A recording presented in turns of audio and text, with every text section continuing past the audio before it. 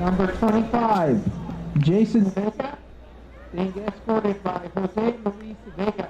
We are live. We're going to have to get you set up, Victoria. I'm so sorry, but we couldn't do Number 32, Quinn Simon, being escorted by Rachel and Frank Simon.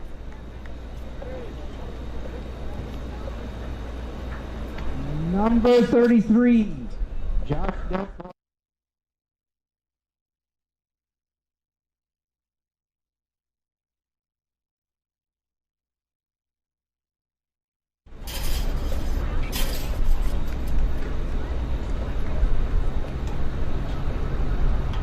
Number 44, Justin DeLeon, being escorted by Aaron and Ricky DeLeon.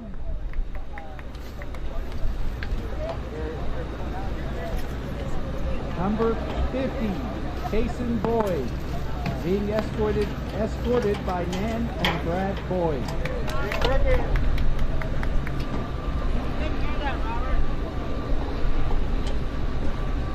Number 50, Casey Boyd, being escorted by Nan and Brad Boyd.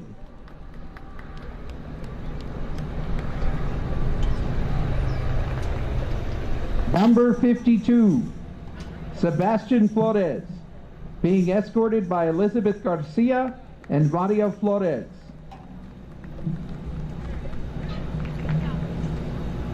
Number 55, Jonathan Cantu, being escorted by Vicky and Joe Cantu.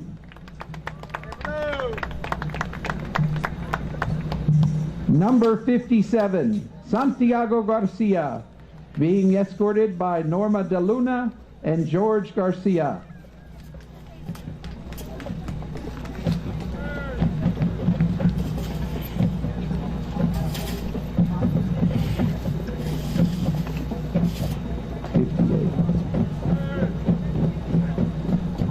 Not present this evening, number 58, James Black, being escorted by Juanita and James Black.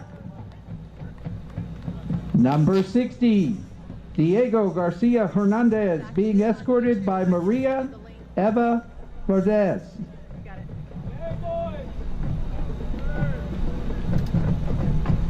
Number 66, Cody Virial, being escorted by Annie and JJ Virial. Number 68, Brennan Severe, being escorted by Tammy Tilley.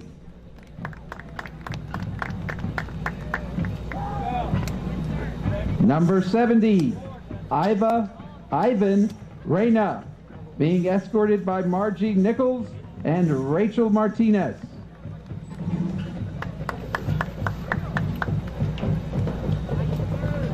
Number 75, Roberson Harold, being escorted by Leah Harold.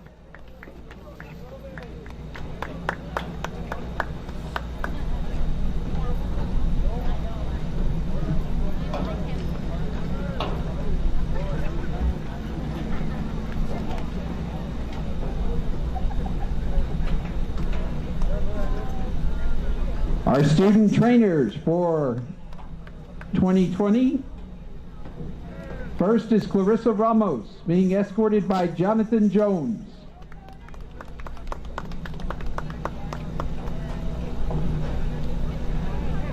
Then Alexandra Neglin, being escorted by Sarah and David Neglin. And finally, Clarissa Ibarra, being escorted by Melody Criado.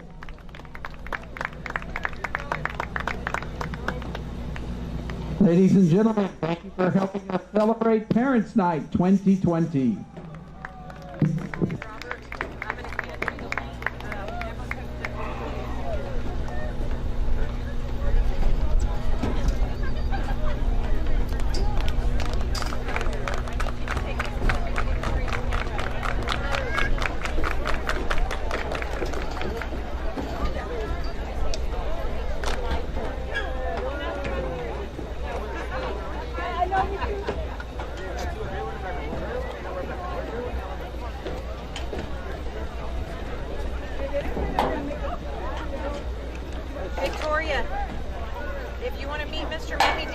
the gate so he can hand that to you, and then you plug that into the HDMI port. No ma'am, no ma'am, no ma'am, come straight down. Yes. Alright, you know where the HDMI port is?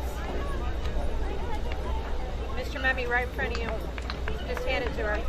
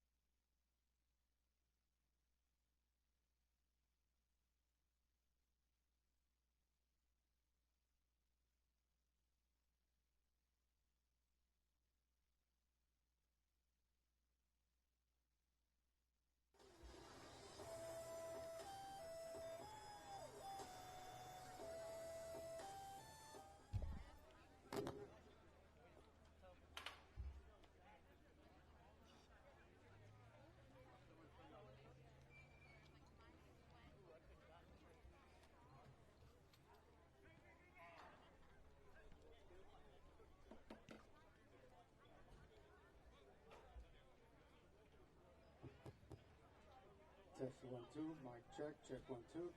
Testing 1 2, mic check, check 1 2.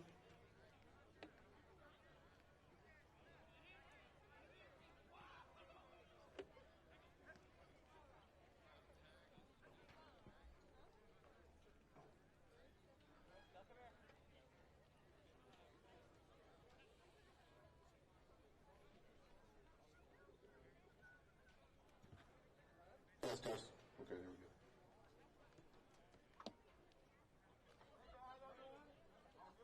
Welcome everybody out today, and just remind you that we hope you enjoyed today's game, and also that you help support.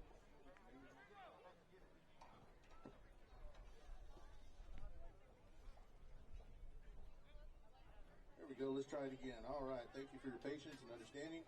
We'd like to welcome everybody out here to Walter H. Joyce Field, and we hope you enjoyed today's game and help support your school and community by practicing proper social distancing measures. Remember to keep at least 6 feet distance between you and others outside your household.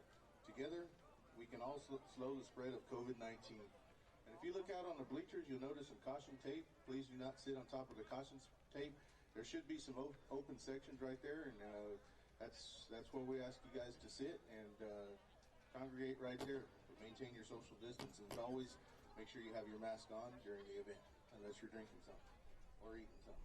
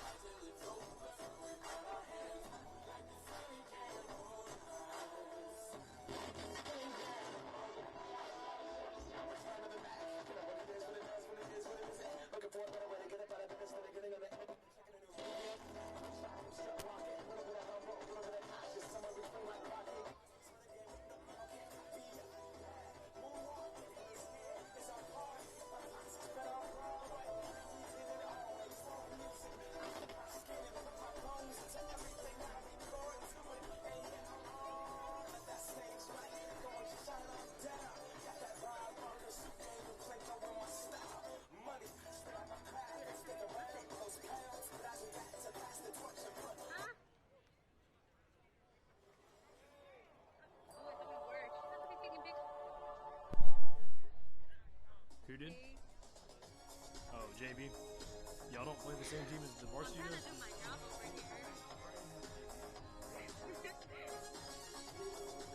Oh yeah, they're only 2A, so they're pretty small. I can't see it.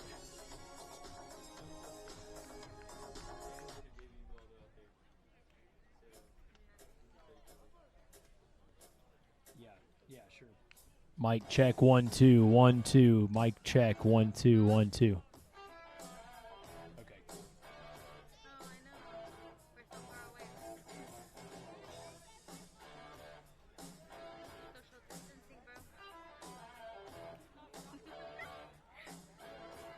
Yeah, let's go ahead and I'll have him do a mic check really quick. That way, whenever he wants to kind of hop in, he can. He can at least be involved in the pregame whenever we'll just be talking about the players and stuff like that, and the stadium and stuff. So he can at least help out with that. So I'll tell him to here, turn on your mic.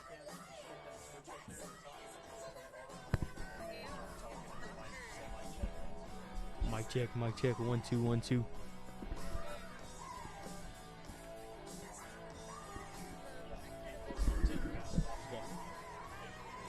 Mic check, 1 2 1 2. Okay, you can hear him? Okay, cool. Okay, awesome.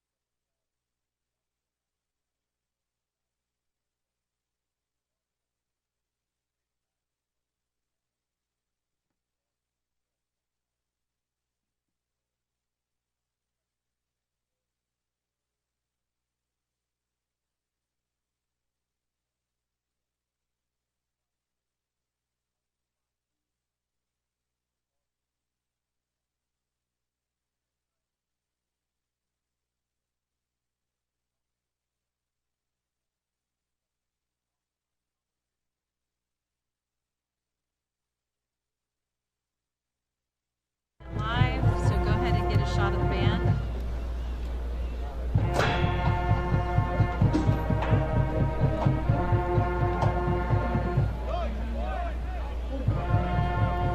We'll always stand up and salute. We'll always recognize when we see old glory flying.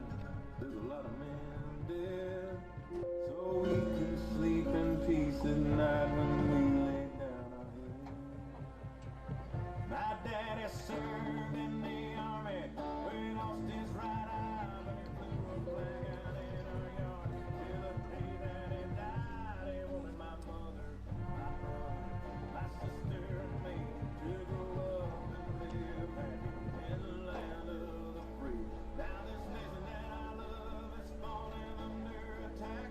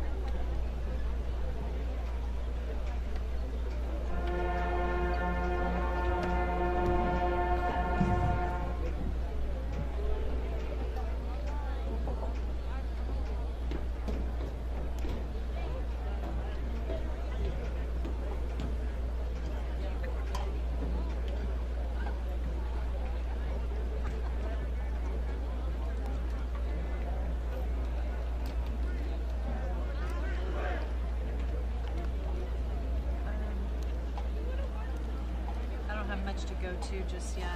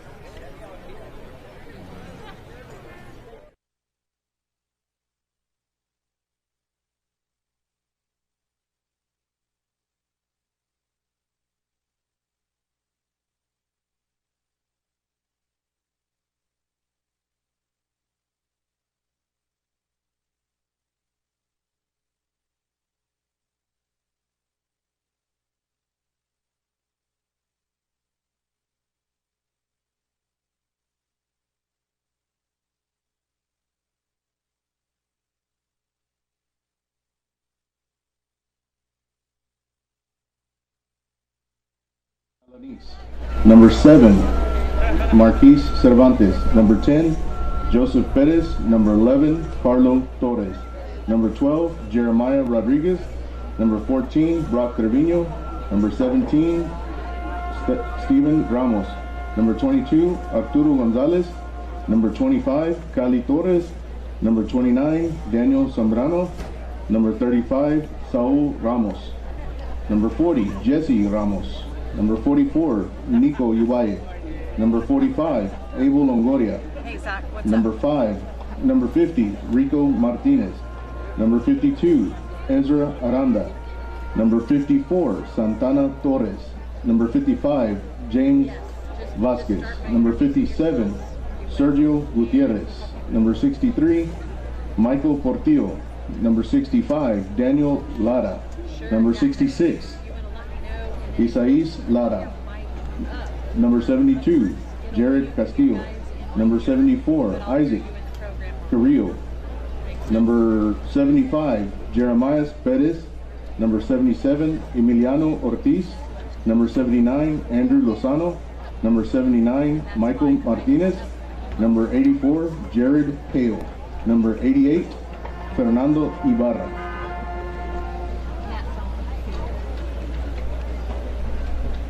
Now, your roster for your 2020 Varsity Lytle Pirates. Number 1, Carson Aldridge. Number 2, Colin Aldridge. Number 3, Bubba Solis.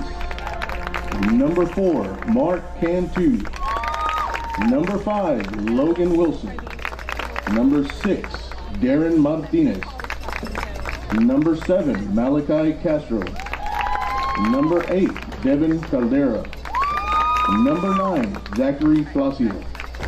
Number 10, Hudson Mast. Number 11, Rylan Wagner. Number 12, Brandon Atkins. Number 14, Albert Aguilar. Number 15, Connor Martin. Number 20, Vincent Casanova. Number 22, Daniel Aguirre. Number 23, Court Haltom.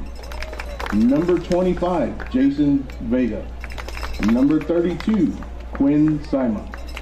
Number 33, Josh Del Toro. Number 44, Justin DeLeon. Number 50, Kason Boyd. Number 52, Sebastian Flores. Number 55, Jonathan Cantu. Number 57, Santiago Garcia. Number 58, not in attendance, James Black. Number 60, Diego Garcia Hernandez. And number 66, Cody Villarreal. Number 68, Brennan Severe. Number 70, Ivan Reyna. And last but not least, number 75, Roberson Harrell. Student trainers for tonight's ball game, Clarissa Ramos, Alex Naglin, Clarissa Ibarra, Sarah David Naglin, Melody Criado, and Jonathan Jones.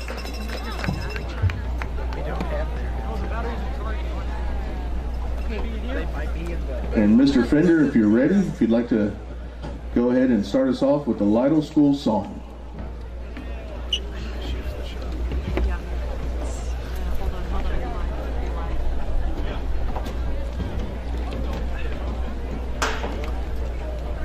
Okay, girls, I need something. Give me something. Where's Mr. Fender? Can you see Fender?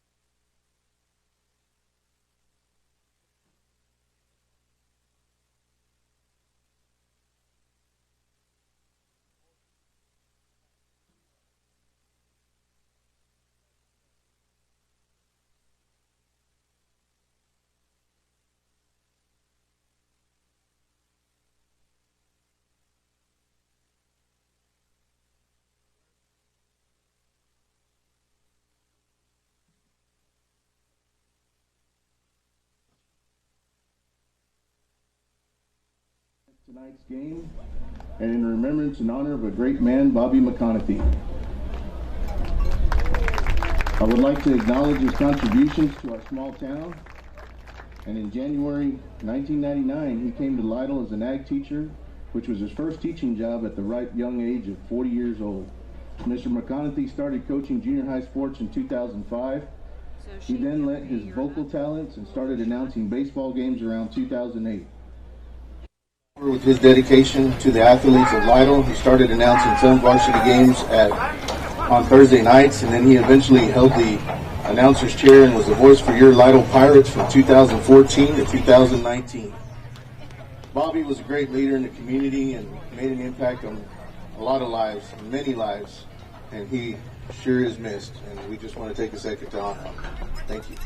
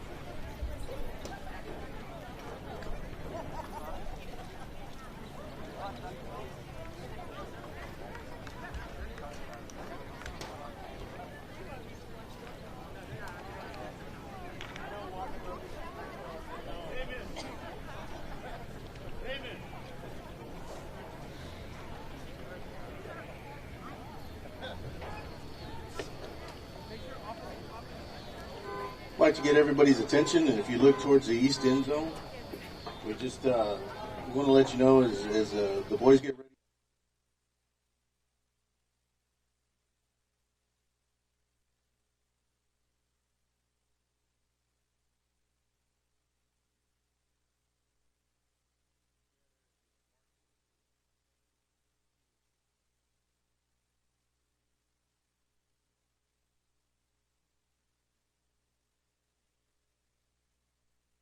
Lytle Military Medical Center in Germany, where his parents Michelle and Steve were stationed overseas with the United States Air Force and moved to Aviano, Italy, just before turning a year old.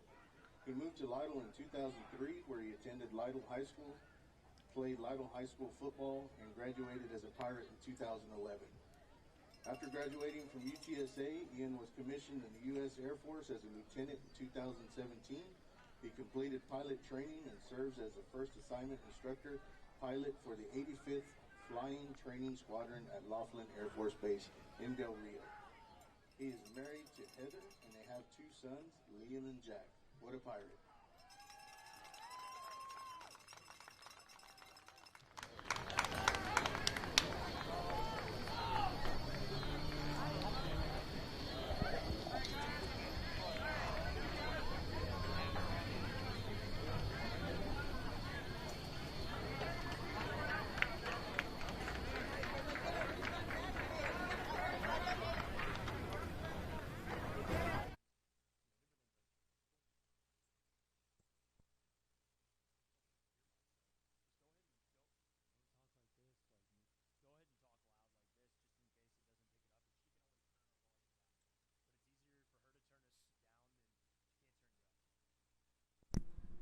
And good evening, folks. This is Zach Covey. I am joined here by Jacob Guevara as we welcome you here to Walter H. Joyce Jr. Stadium, home of your Lytle Pirates, as they get set to take on the Pryor Bulldogs here in a few minutes. It's about 8 minutes here till kickoff. Lytle gets set to take the field as well as Pryor.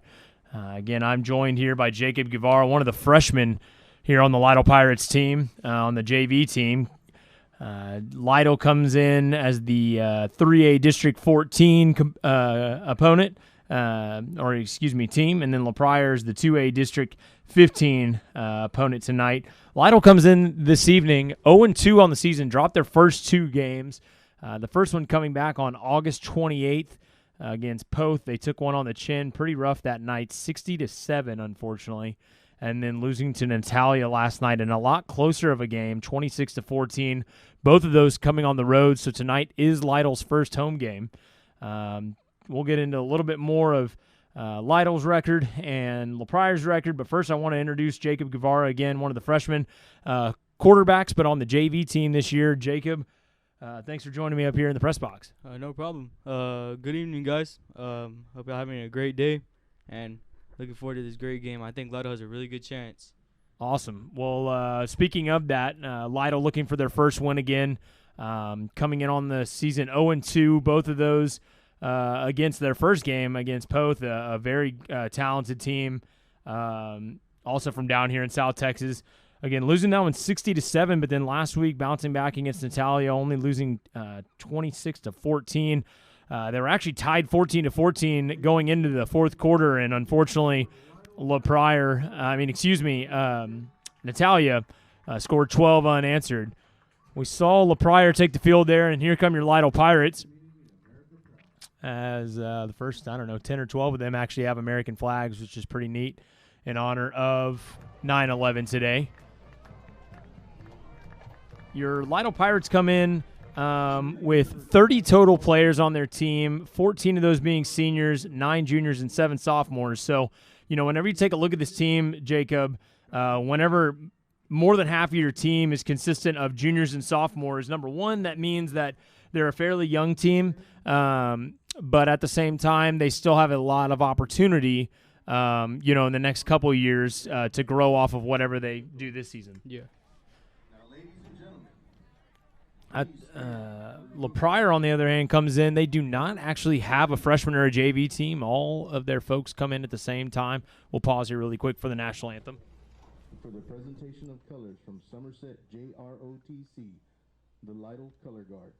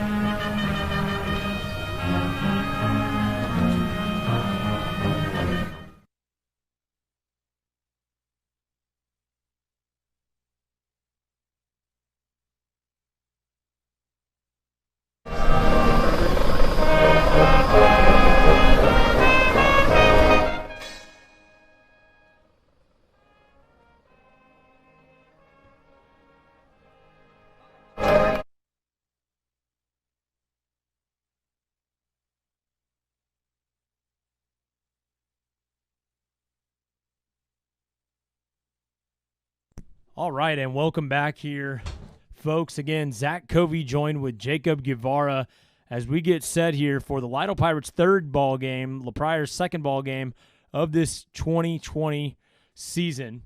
Nice little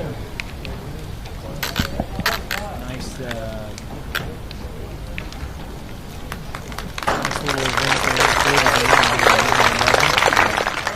4 different folks, I believe, from the local ROTC helping out there as we get set for tonight's game. The Lytle Pirates are coached by Robert McConaughey, offensive coordinator Michael Gomez, defensive coordinator Brian Bippert, and special teams coordinator Brian Clark. Assistant coaches for your Lytle Pirates are Arthur Hetler, Arnold Martinez, Rick Richmond, Frank Scatello, and Tyler Walthall. For the LaPriore Bulldogs, they are coached by well, they actually don't have a head coach. It's just listed as athletic director who leads everyone. It's Alicio Aguero, their offensive coordinator Chad Pauling, and defensive coordinator Jimmy Trevino. They are led by assistant coaches Rudy Perez, Fernando Rubel Cava, and Josh McDaniel and Joe Ball. Tonight's captains will meet out there in the middle of the field for your Lytle Pirates. It's number 11, Rylan Wagner, the senior. And for LaPriore, it's going to be their starting quarterback, number 1, Juan Valdez. Juan Valdez looks to be a specimen out there. He's 6'4", listed at 6'4", 205. The senior. Kind of hard to tell with all the masks on what they're calling, I guess, for the coin toss. Looks like Lytle, I believe, won the toss. We'll see here in just a moment. No, it looks like LaPriore won the toss, and they have elected to receive. Lytle will take the north end of the end zone and defend that way, as both representatives head back to their sidelines. And again, Jacob, looking forward to tonight's game. Lytle trying to get in that win column. Same for LaPriore. LaPriore 0-1. Lytle coming in 0-2. This is, again, another non-district game. What are kind of your thoughts for how Lytle needs to come in tonight and what exactly they need to do to kind of overcome that hump over the last 2 losses? I think they really just need to go and start off really strong because last game they did super good. And, like, at the end of the half, they weren't doing much, but they started to pick it up in the fourth quarter. If they could just keep that same energy all game, they'd do really good. Yeah, I agree. Again, Lytle was tied with Natalia 14-14 going into the fourth quarter. Unfortunately, Natalia scored 12 unanswered, and that's how things would finish, 26-14. Current temperature 84 degrees. Your Pirates get ready to kick off. Kicking off for the Pirates is number 22. Thankfully, the sun is going down. It's not so blinding up here, Jacob, any longer. Again, as we get set to lead off tonight's game, Lytle's kicker takes the field. I believe that's number 22, Daniel Aguirre. Perfect day out. LaPriore has 3 guys back to receive, and this kickoff is up and away, and we are underway here as number 7 takes it right up the middle. He'll be stopped. He'll be met immediately at the 25. Nice tackle there by number 50. That's Kason Boyd. On the return was Cervantes Marquez, the 5'7 senior for LaPriore. And now this Bulldog offense from LaPriore will head out and take their first snap of the game. 25-yard line. That'll bring up 1st and 10 for the Bulldogs. I was mistaken there. Number 1 is listed as their starting quarterback, but I guess he'll actually just be listed as receiver. Again, he's on the near side. LaPriore moving left to right. They have trips split out wide right as number 2, Luis Ubale, the sophomore quarterback, takes the snap, and he is met immediately by Cody Villarreal. That's going to be a loss of 5 on the play there. Excellent job by Cody. He was really able to get up there into the backfield pretty much as soon as the ball was snapped. I saw him. He fired off the line really fast.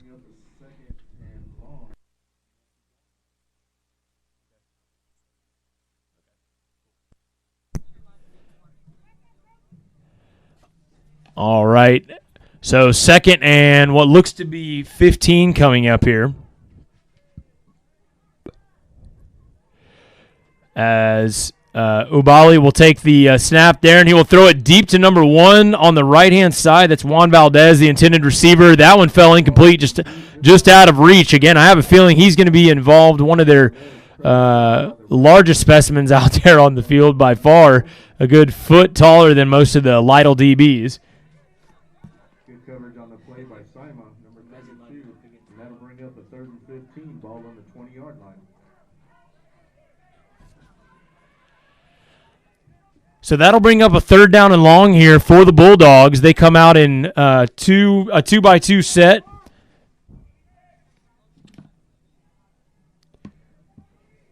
Luis Ubali from the shotgun. He'll take the snap, play action, throw it out to number 1, Valdez, and he'll catch it, but he is met immediately in the backfield. It looks like number 8 there in on the tackle. Great job by him for Lytle. That is number 8, Devin Caldera, the sophomore, makes a nice stop there. Now what will the Bulldogs do? I would imagine you would see a punt here with 4th down and what looks to be about 14 or 15. The quarterback will be in shotgun, but he looks to be far enough back to where you would expect a punt here. Back for Lytle is number 32. That's Quinn Sima. And they're really letting this play clock run down. Oh, my gosh, and it's a botched snap. It goes to the up back, and he is tackled immediately. A loss on the play. A great job there by number 26 or 25, I believe, Jason Vega. Number 20. Number 20, excuse me. Number 20, that's Vincent Casanova. Great job. I'm not sure if that was an intended fake punt or if that was on accident. The up back actually caught it. Looked just like a bad snap. Yeah, Arturo Gonzalez caught it for the Bulldogs, and he tried scampering around to the right side, but was unable to get out there. With the 1st and 10. And he is stopped, so going the opposite way than where they want to be going, the Bulldogs, and that'll set up Lytle with excellent field position inside their own, or inside the Bulldogs' 15-yard line, stationed there at the 14. Their quarterback, Carson Aldridge, will take the snap, and that is a handoff, and that is a Lytle touchdown by number 44. Excellent job. Justin DeLeon got the ball really quick, 14 yards out. He scampers in around the left side. Great job. Lytle Pirates on the board first tonight.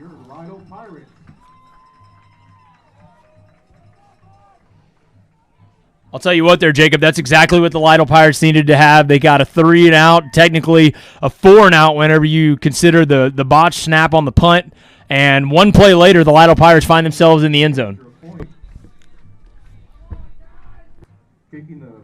A little confusion there on substitutions for Lytle as they only have about 5 seconds here to snap it for the extra point. The kick is up, and that is good, and Lytle finds themselves up 7-0 here early in the first quarter. Daniel Aguirre with the PAT.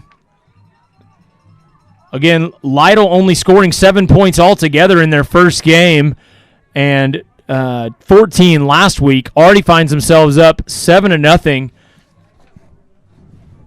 We are only just a few minutes in here in the first quarter.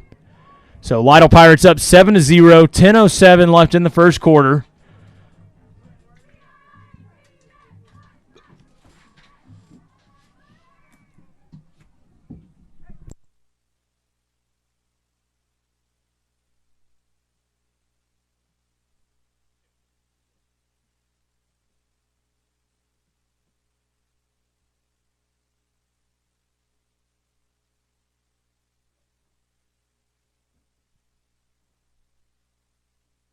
And we're back here as Daniel Aguirre gets set to kick things off from the 40 from right to left. That'll be kicked, and it is a bad catch there on the kickoff, and he'll be stopped around the 20-yard line. That was number 7, Cervantes Marquis. And the Bulldogs will start again inside their own 20. Poor field position so far. Last possession, nothing but backwards.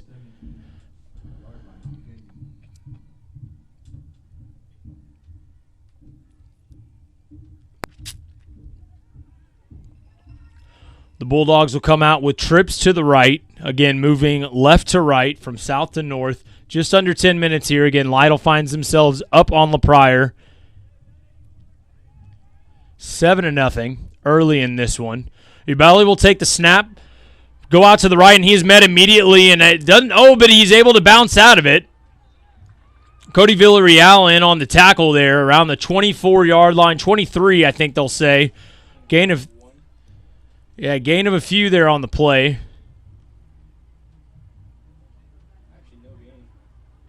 No, he actually got about 5, it looks like. So a small gain, was able to bounce it outside, was met immediately, but able to get avoid the tackle.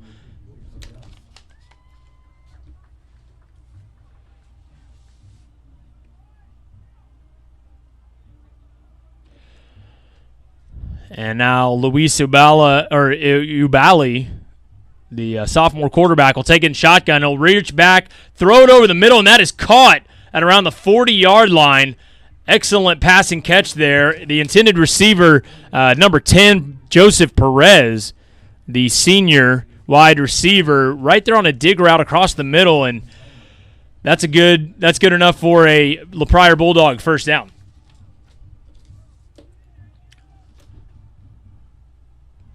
So that'll set up a first down and 10 from their own 41-yard line, we'll call it. Ubali takes the snap, and it's a quick play-action keeper up the middle, and he is stopped. Looks like maybe a gain of 1, if that. I wasn't sure he even got back to the line of scrimmage there, Jacob, but they'll say he got a yard there or 2 on the play. Forward progress, they'll give it to him.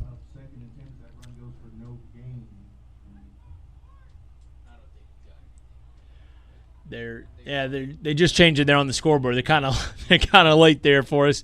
So second and 8 coming up again. Lytle up on Pryor, 7-0. Closing in on 8 minutes here in the first quarter. It's been all Lytle so far, but Pryor trying to make a drive of their own after giving up 7. It'll be a direct snap to the up back, and he'll take it around to the right side, and he is shoved out of bounds. Looks to be about a no gain. That was number 22, Arturo Gonzalez, the running back. And it looked like the snap was intended there for the quarterback and kind of went in between the quarterback and the running back. So that I don't think was intended there, folks. So, yeah, loss of 1. That'll bring up a 3rd and 9. 2 receivers split out to each side. Ubali in the backfield. 22 Gonzalez, the running back, offset to the right in shotgun. He'll take the snap. And that is thrown out left on a quick little out route, and that'll be stopped short of a first down. Nice gang tackle there by your Pirates. Not 100% sure who was in on that tackle. It looked like number 11 and number 2. I believe that is Colin Aldridge and Rylan Wagner in on the tackle over there. So short of a first down. That'll bring up a 4th and 2 coming up. Looked like number 2 might have gotten banged up on the play there. Nevertheless, the Bulldogs offense will stay out there. Now the quarterback, Ubali, will step back, anticipating a punt here. A good snap this time. A short kick, and that'll be caught at around the 25, and he'll be taken down by himself, although it looked like the ball came up, but they're going to say his knee was down. Thankfully, that would have been bad news for Lytle. That was number 32, Quinn Sima, on the return. And that's where Lytle will take over at around their own 29-yard line.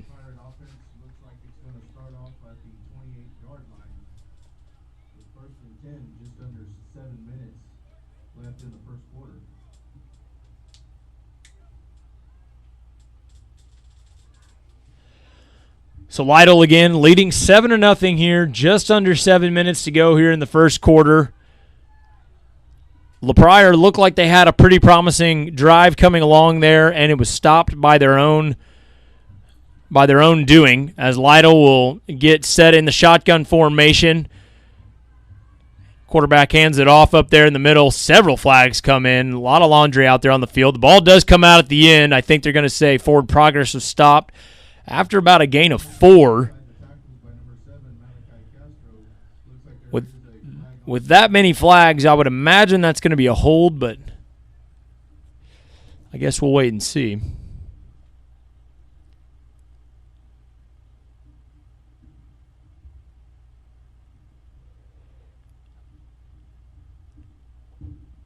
Personal foul face mask on Pryor. That was a quick penalty flag, and that's going to be big as Lytle now nearing midfield just in one play already to the 45-yard line. First down for your Lytle Pirates. That is an automatic first down. Again, Lytle finds themselves up 7-0, just under 7 minutes here. Lytle scored on their first play from scrimmage after getting a stop on a bad snap on the first punt of the game. Carson Aldridge from shotgun will take it, fake the handoff, and he'll keep it himself up the middle, but he is stopped after just a short gain of 1. Quarterback keeper up the middle by Aldridge, tackled by number 11, Carlos Torres. Gain of 1, and that'll bring up 2nd and 9.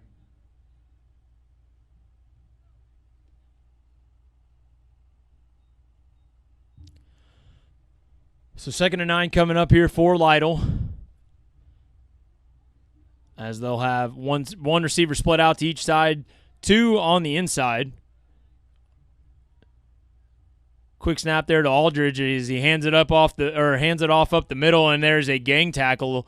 A lot of Bulldogs there in the middle of the field. No gain on the play. That's going to bring up 3rd and long for the Pirates. The handoff looked like it went to number 44. That's Justin DeLeon, the junior.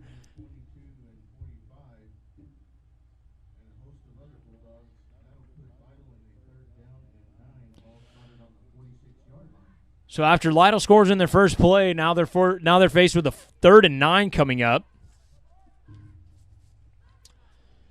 They will stay out in a shotgun formation, same formation as last time. Running back split off to the left-hand side. Here's Aldridge. He'll go back from shotgun. He'll roll back. He's rolling out to the right-hand side. He gets outside of the furthest guy outside, and he is off to the races here, folks. Comes back into the middle of the field, out there to the 20, and he is going to walk into the end zone easily. Carson Aldridge has got some wheels on him, and he finds the end zone. Lytle now up 13-0. Tell you what there, Jacob. Aldridge got around that right defensive end over there and was able to scamper for the first down, and I thought they might be able to make a play, but he turned it back into the middle of the field, and all he saw was daylight. Nice block at the end by number 9, I think. You're right. There was one defender that had a chance there, and now that means that the Lytle PAT group will come on, and that is Daniel Aguirre for the kick. One ref is saying good, one ref is saying no, but it looks like the actual ref is saying no good. Kind of different opinions there on whether that went in, but that one missed.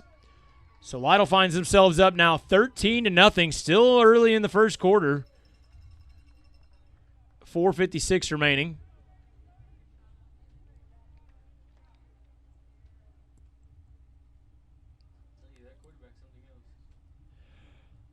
Yeah, you're not lying there, Jacob. Carson Aldridge with what seems to be roughly about a 55-yard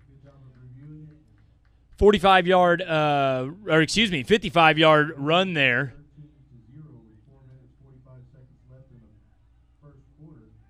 So I guess there was some discrepancy on whether the extra point was good or not, but they are going to say that it missed. So 13-0 is how it stands. Again, just under 5 minutes left in the first quarter. Lytle up on Pryor. Back to receive for Pryor on the kickoff is number 7, Cervantes Marquis, number 10, Joseph Perez, and on the far side, Freddie Alanes. To kick off for the Lytle Pirates, Jason Vega.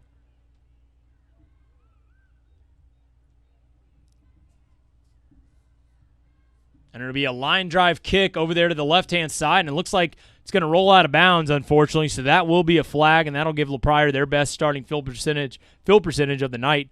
Cervantes Marquis wanted to come pick it up, but opted to let it roll out. Smart play on his end.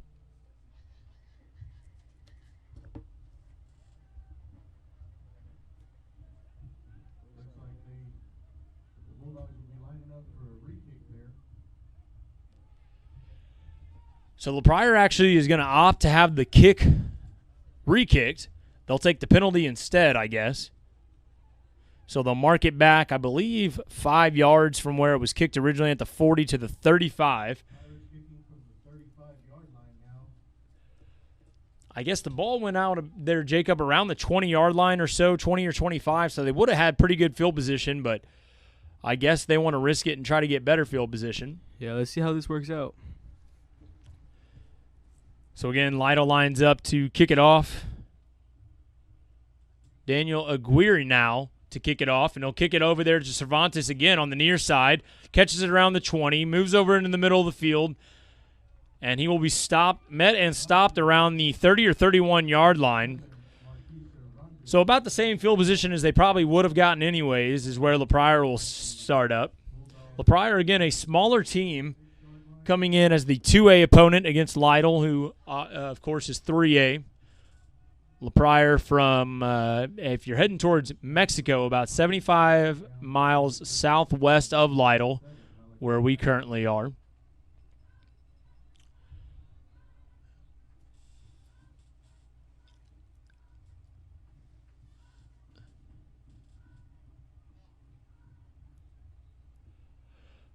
A little delay here while they try to get the right football out on the field, I guess.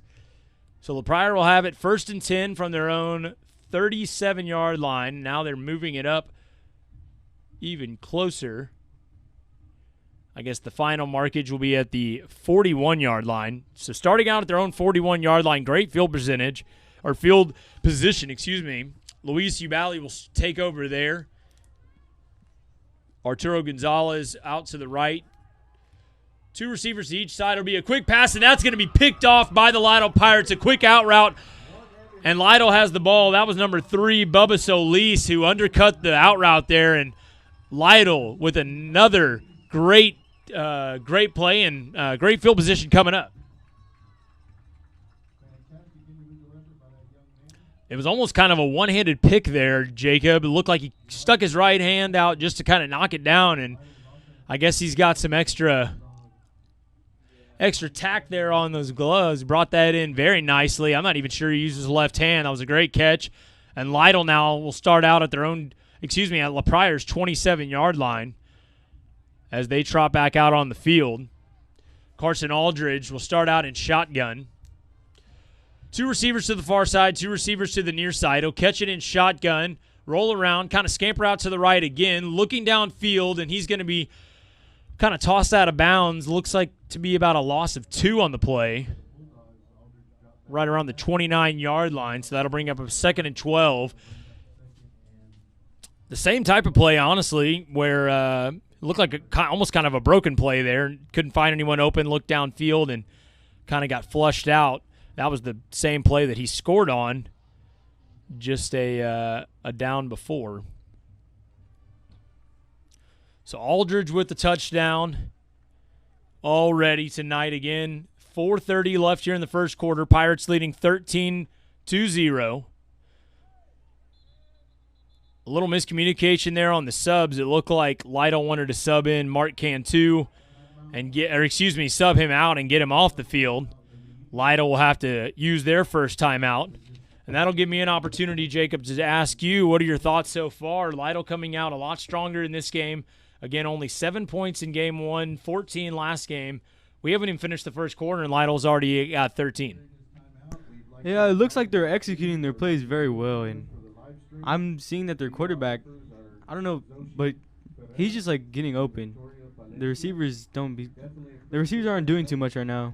They usually do better than this. So a quick timeout there for Lytle. Again, 4:18 left here in the first quarter. Lytle up 13-0. We got our stadium lights on. The sun has gone down, and it is a beautiful evening here in Lytle, Texas. Current weather conditions, it's 82 and clear here, so looks to be a great night for some Friday night high school football. Lytle comes back out with trips to the near side. Again, Lytle moving right to left. Aldridge will have number 4 go in motion. That's Mark Cantu, and he'll rear back and throw it deep. He's got an open receiver, and that's going to be caught.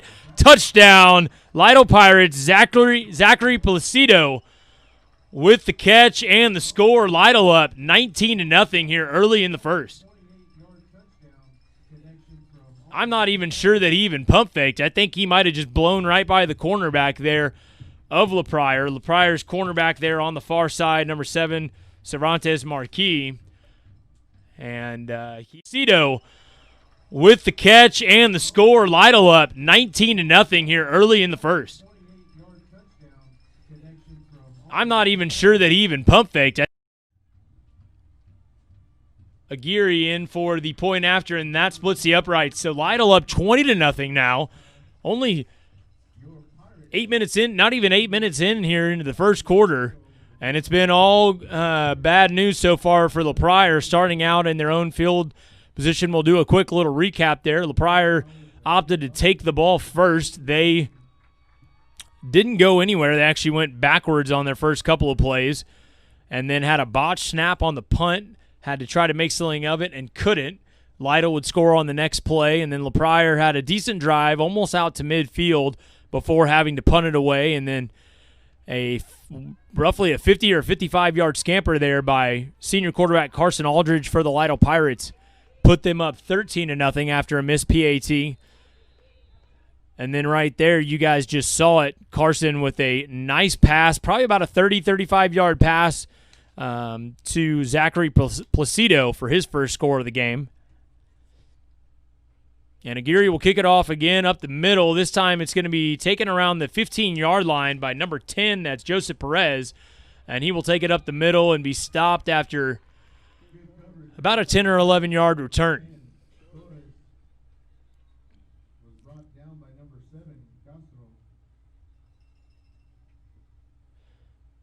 So Pryor's offense heads back out onto the field. It's been all Lytle so far here, folks.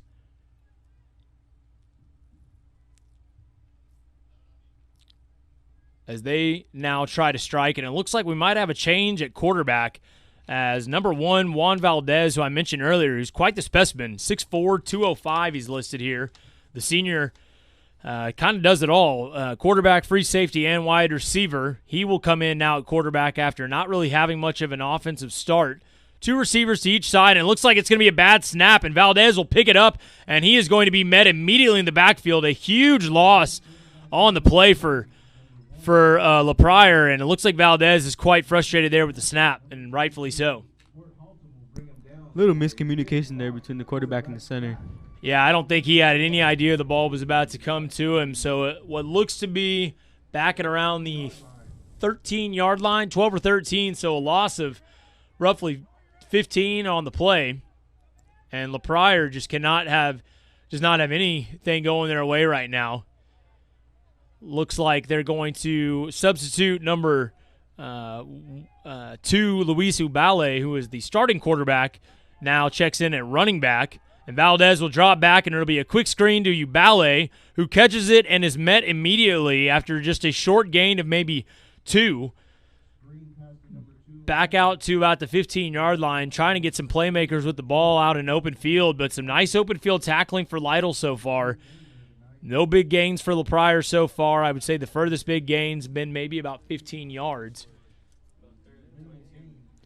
So, yeah, 3rd and long here for the Pryor Bulldogs. Under 3 minutes now here in the first quarter. If you're Lytle here, you're thinking, look out for the deep ball, keep everything in front. As Valdez will take the snap from shotgun. Play action, screen to the right, and that was a tunnel screen, and that is incomplete. In and out of the hands of number 10, Joseph Perez.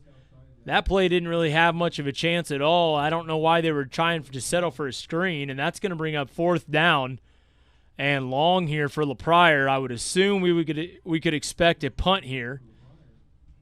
As you know, they don't want to have the ball turned over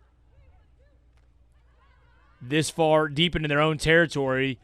From midfield at the 15-yard line. Again, 2:37 left here in the first quarter. Lytle up 20-0. And it looks like Luis Ubale will now step back and get ready for the kick. Number 4, Mark Cantu, back for the catch. He'll catch it around the 44-yard line, escapes the tackle. He's out to the right-hand side, cuts back over to the left, and a nice return there by Cantu, who will get about 13 to 15 yards there on the return. made Joseph Perez miss on the tackle, and Lytle has great field position once again, Jacob.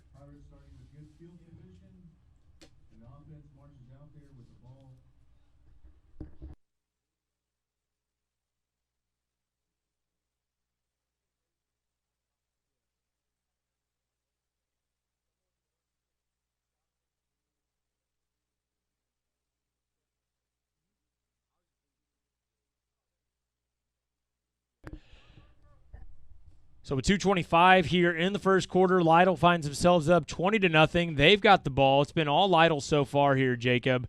Again, a great offensive and defensive outing so far for the Lytle Pirates, who are desperately looking for that first win of the season. Off to a good start here tonight. They'll take over at their 31. It was a quick timeout there, I believe. Well, they don't have it listed on their scoreboard, unfortunately. Somebody called a timeout. So the 31-yard line is where Lytle will take over on the right hash.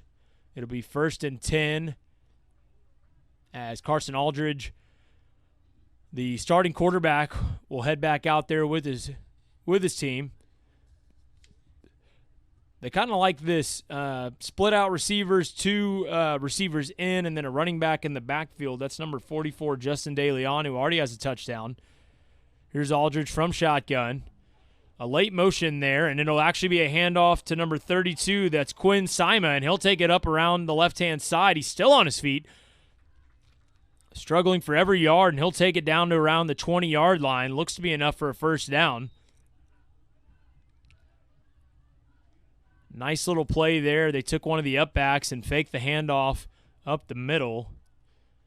And an up around there, and it looks like another timeout will be taken. I think this time it's going to be taken by the Pirates.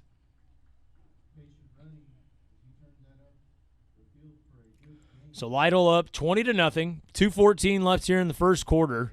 They're driving now with an opportunity to go up 4 scores. Just a quick recap there for you folks. Justin DeLeon with the first touchdown of the game on the first play of scrimmage for the Lytle Pirates after a botch snap on the intended punt for Pryor. He would take it around the left-hand side and score. Just a few minutes later, it seemed like, Carson Aldridge found himself in the end zone after a 55-yard scamper. And then most recently, Aldridge to Zakry Placido, who had gotten past the defender on the right-hand side for about a 30 or 35-yard touchdown. Here's Aldridge now in the shotgun. Another delayed motion. That's going to be handed off up the middle and met immediately. That's Rylan Wagner with the carry there. Looks like he might have lost a half a yard. No gain. Maybe he lost a half a yard. So that'll bring up a 2nd and 10 or 11 here for the Lytle Pirates. Wagner checks off out of the off the field. 2 receivers to the near side, 2 receivers to the far side. Can't quite tell the number of the running back in the backfield, but he'll take it up the middle. He escapes a couple tackles, and he's down inside the 5-yard line. Lytle knocking at the door again. I believe that was number 20. And that's going to be Vincent Casanova. And Vincent Casanova had a lot of power there on that run. He was running untouched for the first 5 yards of that and then escaped a couple of tackles and finds himself nearing the end zone there. Looked like one of the Pirates might have gotten up a little slow there on the play, but not enough. Had a few trainers and a coach run out there, but we're all good here. Again, Lytle knocking on the door. They're on the 4-yard line. 1st and goal here for the Lytle Pirates. Carson Aldridge will take the shotgun snap. 2 receivers to each side. Cassanova in the backfield behind him. It's going to be a handoff to Cassanova up the middle, and he is fighting for every yard, and they're going to go ahead and say it was a touchdown. Flag on play. Excellent job there by Cassanova. I didn't see a flag. Oh, yep, I do. They're in the end zone. Good eye there, Jacob. Jacob's my eyes and ears up here. I'm assuming it's going to be against Lytle here. They're going to say it is holding against Lytle, so that will negate the touchdown, unfortunately, for the Pirates. Would have been 26-0. It'll remain 20-0 here. Again, 1:15 remaining in the first quarter. And Lytle knocking on the door to score yet again.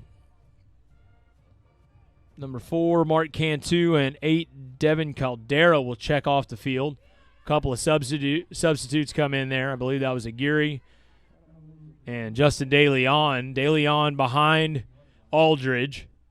One receiver split out to each side. A quick motion there by Rylan Wagner in the back. And that's going to be a run up the middle and back down inside the 5-yard line by number 44, Justin DeLeon. I'll tell you what, Justin DeLeon's quite the load out there. Once he gets going, it's hard for this defense to stop him. He's got a lot of power in those legs. So that'll set up I believe a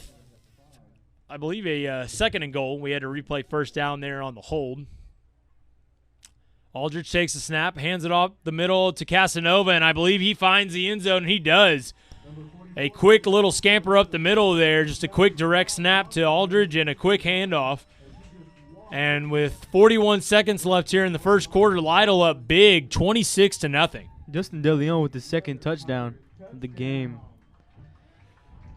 You're right. It's been all Lytle here so far, and Pryor doesn't seem to have an answer for anything that Lytle's been able to do. A lot of misdirection there in the backfield, some late motions, a lot of spread out offense. Kind of hard to make it. Lytle's making him guard the entire field. Aguirre in for the PAT, and that is up and good. Rylan Wagner in on the hold. So Lytle up 27-0. The Pryor's really got to do something about that offense. It's the main thing they're struggling on right now. I'd have to agree with that. They have yet to cross the 50-yard line. Got close there on their second drive, but were stymied after a couple of mistakes on their own end, some bad snaps and poor execution on their end. So they find themselves in a huge hole as Lytle, again, both these teams looking for their first win. Mm-hmm. Lytle with a 27-0 lead, 41 seconds left here in the first quarter. We'll take a quick break here as we get set for the kickoff.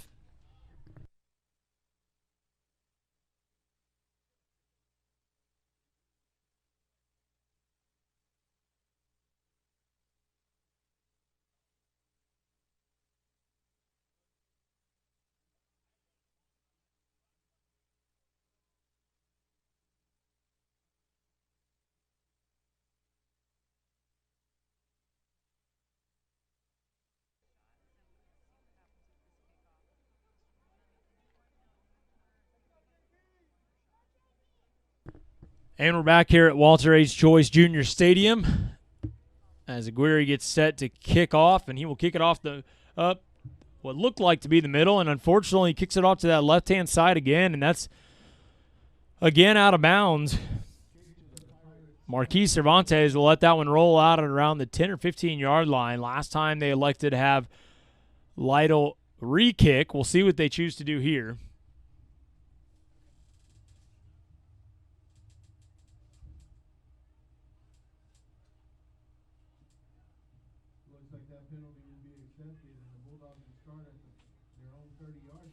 This time they'll elect to go ahead and take the ball where it went out plus the penalty. So they'll take it at the 30-yard line. 1st and 10 for the Pryor. Has yet to cross the 50-yard line so far. We got 41 seconds left in the first quarter. Again, Lytle up 27-0. It's parent night here for Lytle. Had their parent night ceremony prior to the game.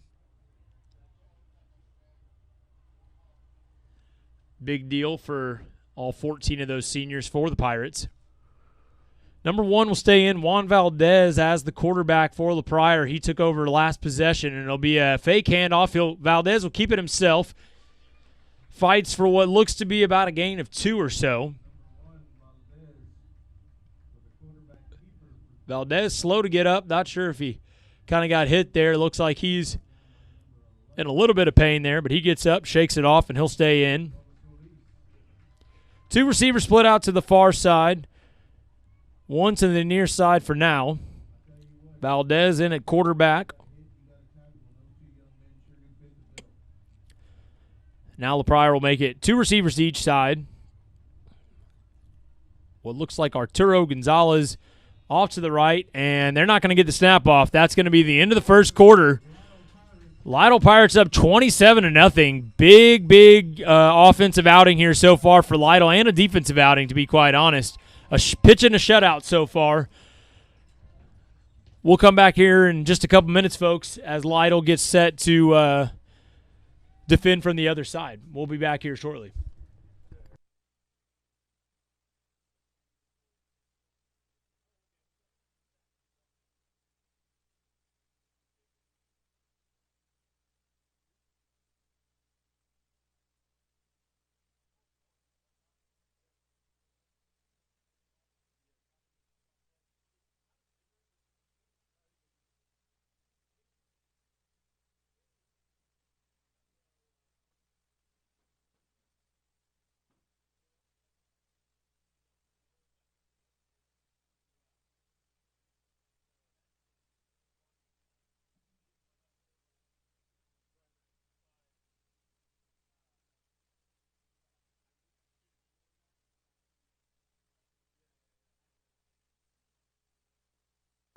And we're back here, folks. Again, Lytle Pirates up over the Pryor, 27-0. Start of the second quarter. Juan Valdez will take it around to the right-hand side, unable to get outside. Gaining of, no, it looks like maybe a loss of 1, maybe a loss of half a yard there. And it'll be 3rd and long coming up for the Pryor. They haven't been able to get anything going here offensively. A couple of plays for over 5 or 10 yards, and beyond that, it's been all Lytle so far on the defensive end. Valdez will stay in at quarterback.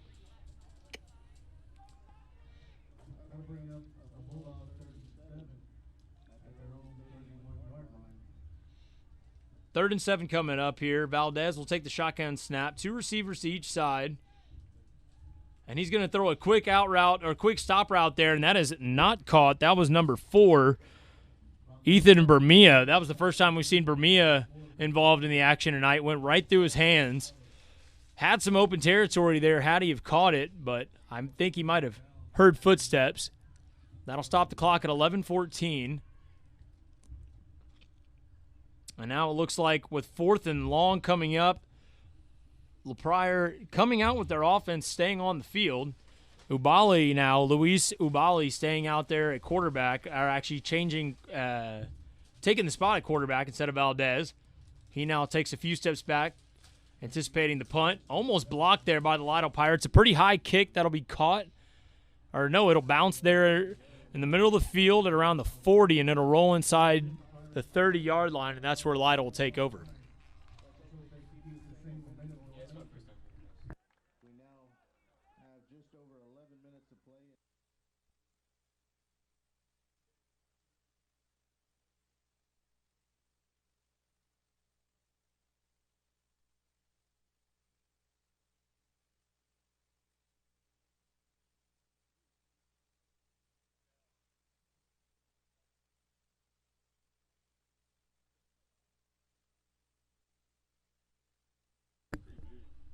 And we're back here.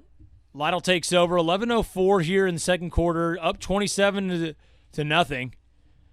And before we can even get started, that'll be a false start penalty on Lytle. I think they might have had a couple of guys not set and another guy in motion. Looked like Mark Cantu was coming in motion left to right, and he didn't give all his linemen a chance to get set. So that'll be a 5-yard penalty there for Lytle, and that'll move them back inside their own 25-yard line. Now starting out at the 24, it'll be 2nd and 15.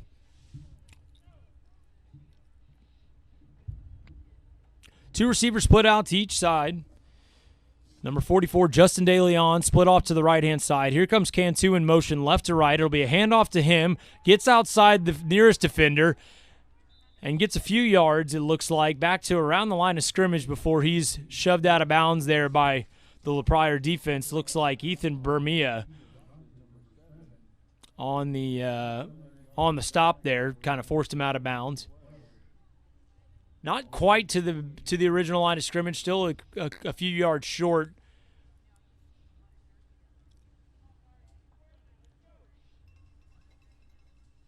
So it'll be second down now and what looks to be 15 for Lytle. Carson Aldridge takes the shotgun snap here. Looks to his left, and that's a quick out route caught by Cantu. Does a quick little move, but unable to escape Juan Valdez, who's there for the tackle, and another loss on the play for the Lytle Pirates. And now Lytle kind of coming up a little stagnant on their offense as we're nearing 10 minutes on the game, or 10 minutes left here in the second quarter. Lytle will face a 3rd and long, I believe, roughly 3rd and 13, 3rd and 14.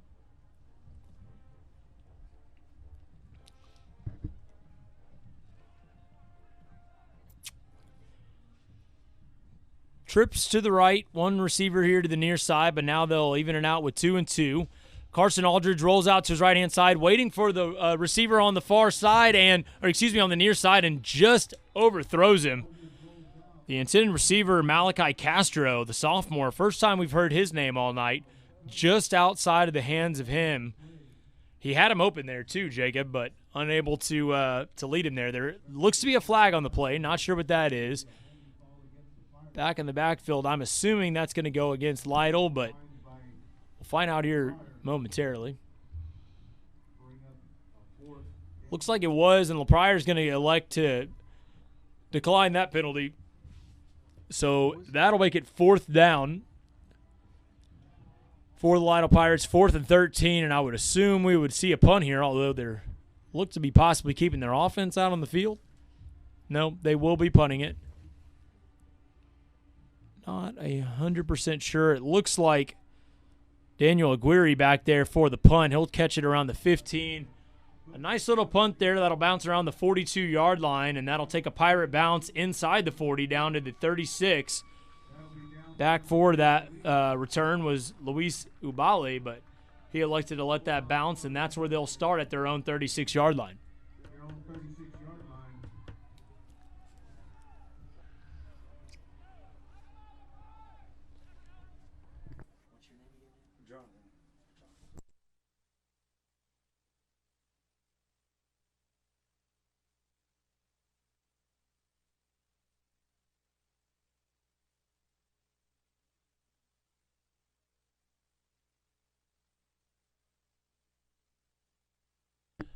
And we're back here as Pryor gets set for their first snap of the possession from their own 36-yard line, left hash. Here's Juan Valdez, who will reach back and throw a deep ball, and that is intended for Ubale, who tried for quite the acrobatic catch and unable to bring it in. Does look like there is a flag on the play. Ubale with quite the ups there, but unable to bring it in, just outside of the reach of him. First deep ball we've seen from Pryor. They had one earlier that went for about 15 and haven't seen them really attack the field there, Jacob, in quite a while. We're also joined now, folks, by Jonathan McCat, who just joined us up here in the booth. Jonathan, welcome. Thank you, Zach. Yeah, quite a game so far. Lytle's up big. I expect to see Pryor airing it out a lot more in this last 9.5 minutes or so. They're down on the clock, down on the board. They're going to try to get on the board, give them some momentum coming in. But one thing that gets tricky in these airing it out situations is on the O-line, longtime O-line player. I played for Lytle. Also was able to convince some people that I should play on their college team as well. Making sure that you act as one unit in the front and giving your quarterback time to find that read, make the read, get out to the guy who's actually open. It's tough. I agree. A lot of discussion there. All 4 refs meeting up at the line of scrimmage, trying to decide on whether it was a pass interference call. I'm not 100% sure what the call was. I would assume that's what it was based on where the flag was thrown and where the ball was. But didn't look like much of a pass interference to me, though. I agree. Looks like it's going to be a personal foul. I'm not sure what it was.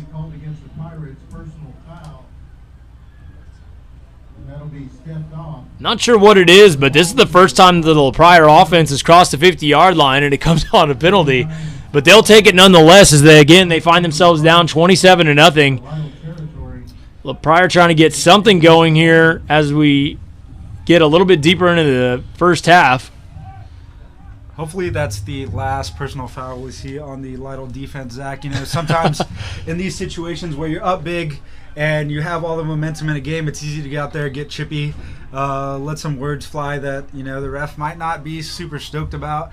And it can put you in this situation, but there was a big stop there by a gang of Lytle Pirates. They tackled number 10 from Pryor.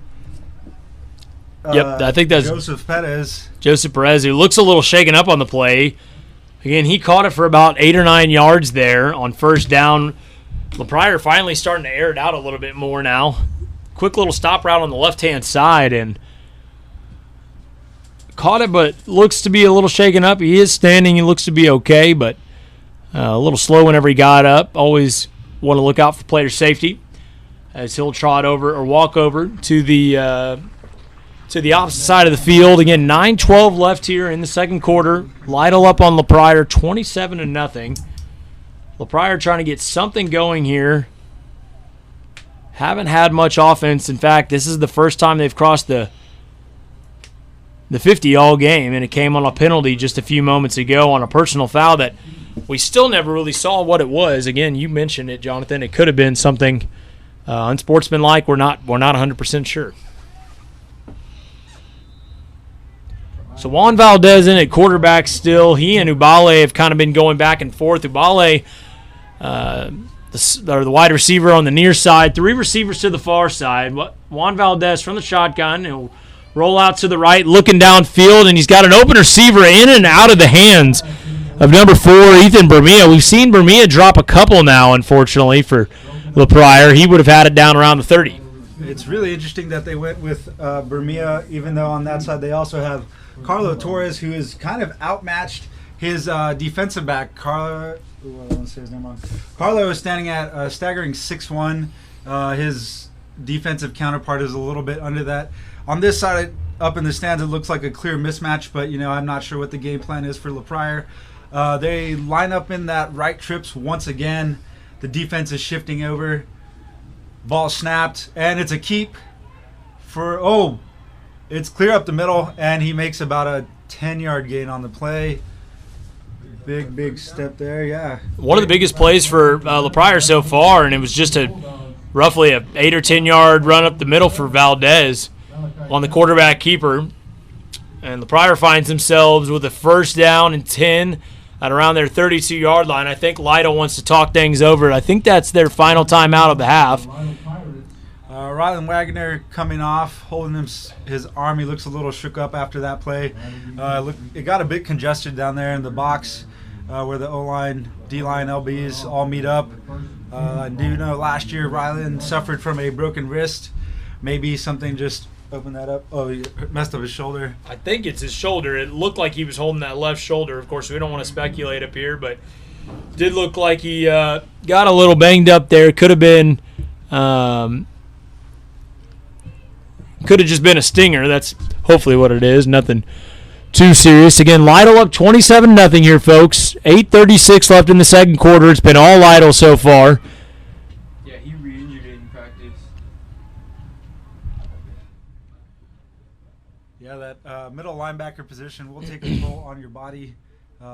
It's the helm of the defense often in Texas high school football, especially with the way defense is run by the Pirates. And Wagner will come off the field now, still holding and bracing that left arm. Pryor stays out there on the field, trips to the near side. Ubali on the far side. Valdez will hand it off up the middle. That's number 22, Arturo Gonzalez, who will get about 4 on the play. And that'll bring up second down. This is honestly the most that we've seen Pryor kind of airing out the ball so far this drive. Looks like Cody Villarreal will come in as Cason Boyd checks off the field to get a breather, and now he's immediately put back in and taken back off again. Coaches can't make up their mind. Same formation, 3 receivers, trips to the near side. Ubali on the far side. Valdez from shotgun. He'll fake the handoff, keep it himself, able to avoid a tackler, but great job there by Daniel Aguirre, who was able to stay with it and get the tackle. I think that was Colt Holton. Number 23 absolutely smothered Joseph there on that play. Yeah, he missed him there at first, but Valdez unable to escape him in the long run, and loss of about how many they gained on the first play. So now it's going to be 3rd and long, about third and 10, 3rd and 11 here from their own from Lytle's 33-yard line. Still seeing that trips formation to the near side of the field, and they're airing it out once again. Great. It's missed. Great idea there. They had Ubali running a stop route on the far side, the solo receiver, and Valdez unable to connect with him. Way off the mark there, but looked like the receiver had some quite a bit of cushion there and just couldn't connect. Poor execution, exactly right, Jacob. And it looks like Pryor wants to talk things over with 7:07 left here in the first half. Lytle finds themselves with a very comfortable lead, 27-0, although Pryor trying to make something happen here before halftime. The furthest they've gotten inside the Lytle territory so far. We'll take a quick little break here and be right back, folks.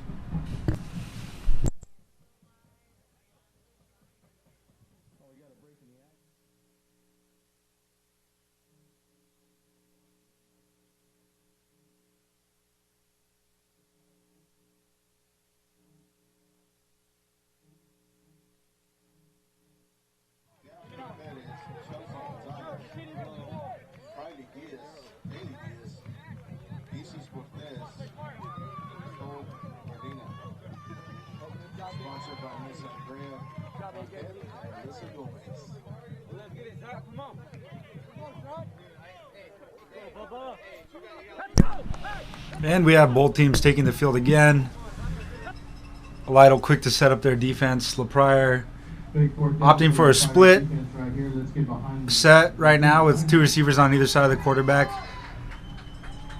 Valdez from the shotgun. Again, 4th down and long here as he'll try to avoid pressure coming in from the right-hand side. He's flushed out on the right-hand side, throws it deep, and that's going to be intercepted by the Lytle Pirates down the left sideline. Excellent play, avoids a couple tackles. He's still on his feet, still up and going. One guy to beat, it's a lineman, and he's not going to be able to do it. That's going to be a pick 6 for the Lytle Pirates. Number 7, Malachi Castro. There was just great cooperation and teamwork there from the Lytle defense. Once Malachi had that ball in his hands, he was walked into the end zone pretty much the entire length of the field. You love to see cooperation like that.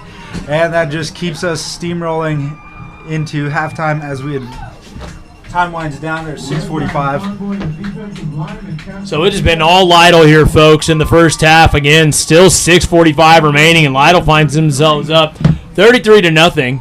Kind of how they found themselves in the first game, losing to Poth 60-7, and Lytle taking some of that anger and frustration out on LaPryor here so far. Aguirre in for the PAT. Zakry Placido in for the hold. And you're right there, Jonathan. He had a lot of daylight there after he caught the ball. That was about a 70, 80-yard return there for the touchdown. The snap and hold are good. Kick is up, and that is also good. So 34-0 here. Lytle leads LaPryor. Only about a quarter and a half into this one, and if you're LaPryor, you've got a long night ahead. Yeah.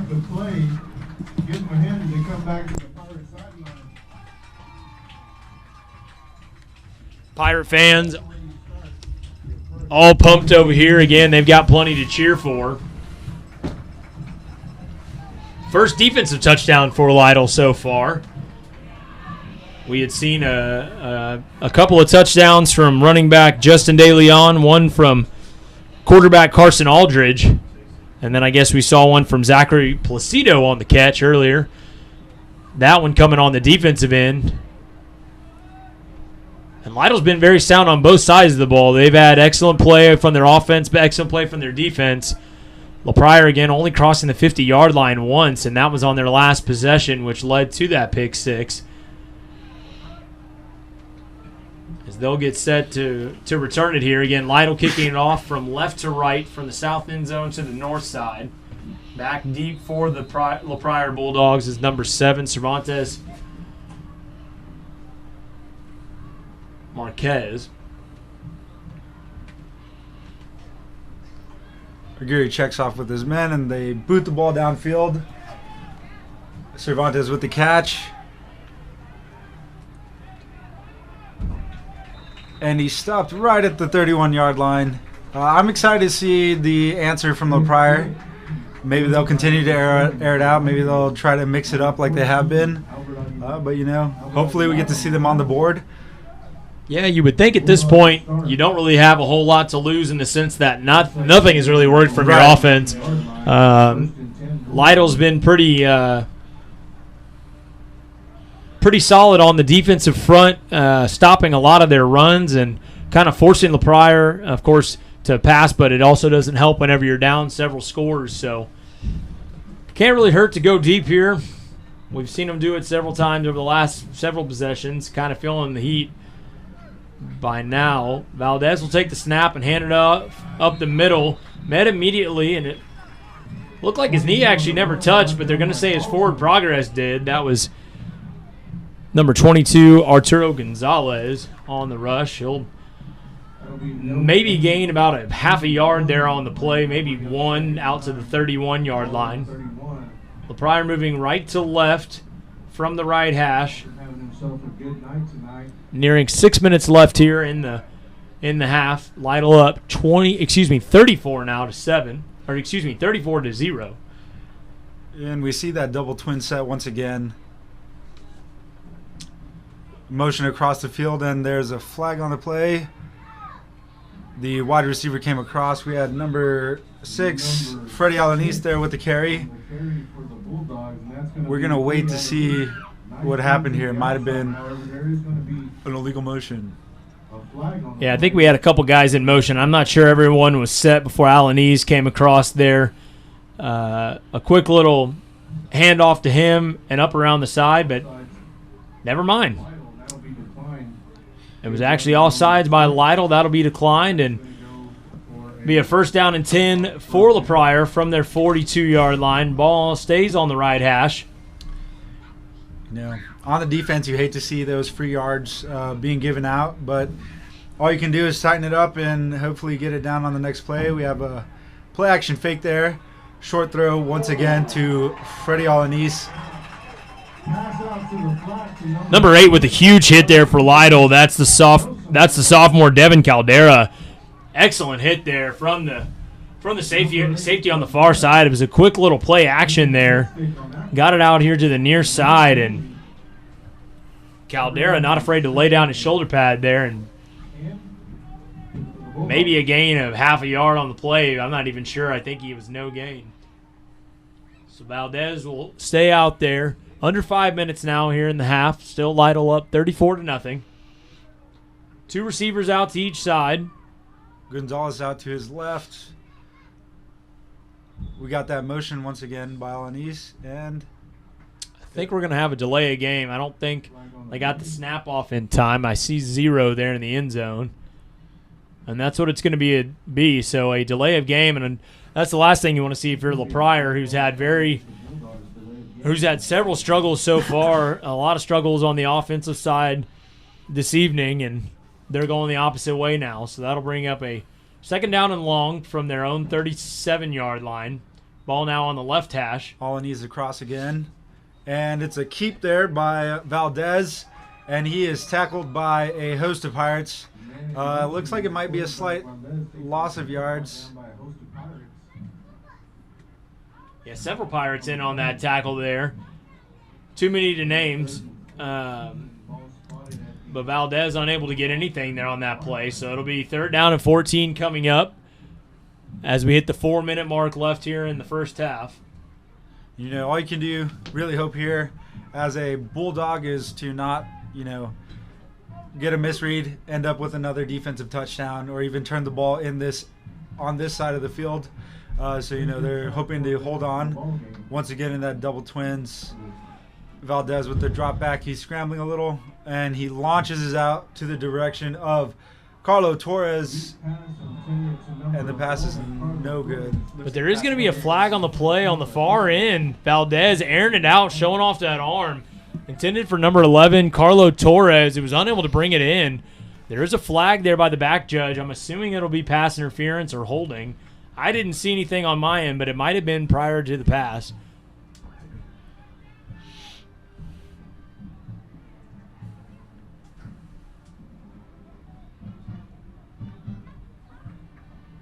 It is going to be pass interference, so that's going to be an automatic first down for LaPryor. And that'll move the chains across the 50-yard line, and LaPryor will now be in Lytle territory at the 47-yard line. 3:30 remaining here in the first half. And LaPryor trying to get on the board here, give themselves some sort of momentum, guys, before they go into the half. They've got that help once again to get across the 50. Will they make it across the 40? We'll see. They might want to try to mix it up a little bit. Both times they've crossed the 50 have been on penalties. Yeah. So Lytle really hurting themselves in that regard. Trips to the right. Ubali, the single receiver to the near side. Valdez will take the shotgun snap. Looks right and will keep it up the middle, and he is met immediately. Quarterback keeper, and that is number 60, I believe. Looks like Diego Garcia Hernandez with a big stop. Loss of about 4 or 5 on the play, back into LaPryor territory on the 49. You love to see the defensive lineman getting in there, making a big stop. It's not often they can get past the O-line like that in there for a tackle, especially on that option read type play. And they're back once again. We have Gonzalez back at halfback in the double twins once again. And it's a handoff, not to Gonzalez, I'm sorry, but to Daniel Sombrano. He made a fatal error and ran left to right instead of up and down. And he was met by a bunch of Pirates. Sombrano, the 5'7" senior, first time we've called his name all night. It's good that they're mixing it up, trying to get some fresh feet in there. There are 11 men on the field at a time, and it's good to utilize all of them and, get bodies in and out. So Valdez will stay in a quarterback. Again, he started out a wide receiver. Ubale, the near receiver, started out a quarterback, and they've flip-flopped. We've got 2 receivers split out to each side. Valdez will take the shotgun snap, look to his left, and it is caught by a nearby Pryor receiver right around the original line of scrimmage. I believe that was number 6, Freddie Alaniz, with the catch. And, I think that's the first time that LaPrior's made it across the 50 on their own volition. Yeah, they had moved back, but, that's under their belt now. We're getting pass completions. If we're not able to get on the board by the end of the half, at least they can start to get things in motion to set them up for some success in the second half. So it looks like LaPriore's going to settle, or is going to opt to punt with the 4th and 11 or 4th and 12 coming up here. Ubali back at around the 40-yard line. He'll punt it away. Not a very far kick at all. It's going to go around to the right-hand side. Almost hits a Pirate in the head. It'll take a LaPryor bounce inside the 25-yard line around the 24, and that's where Lytle will take over. Nearing the 1-minute mark, 1:10 left here in the half. Lytle up big, 34-0. It's been all Lytle so far. 4 offensive touchdowns and then a defensive touchdown most recently on a pick 6.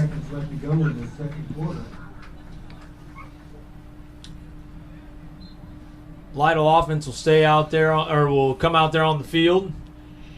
Not sure if they'll just want to kneel it and get into the locker room here, or if they're going to stay in attack mode.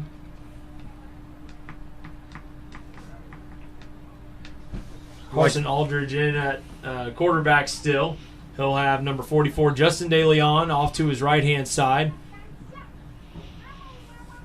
Quick delayed motion, and Aldridge is going to try to scamper around the right-hand side, able to evade one tackler. There is a penalty flag on the play. He's out past the 40 and tackled around the 42. Again, there were a couple penalty flags back towards the line of scrimmage. I think that's going to be a holding call, and I do see that called back, so all for naught. Yep. Big stop there by Carlo Torres. He was able to get in there and make the stop for LaPryor, but, Lytle, once again, shooting themselves in the foot. the big run. Do want to give a quick shout out to our student team who's running all the video cameras and the live stream videographers, Zoshi Ferreira and Victoria Palencia. Thank you guys for all that you guys have been doing down there. We see you down there, and we appreciate that. So Lytle backs up inside their own 15-yard line. It'll be replay first down. First and I believe 14, I want to say. Or first and 20, I guess. They're way back there. And it'll be a handoff up the middle to DeLeon, and he gets back around the original line of scrimmage. So a nice run by him for about 10 yards.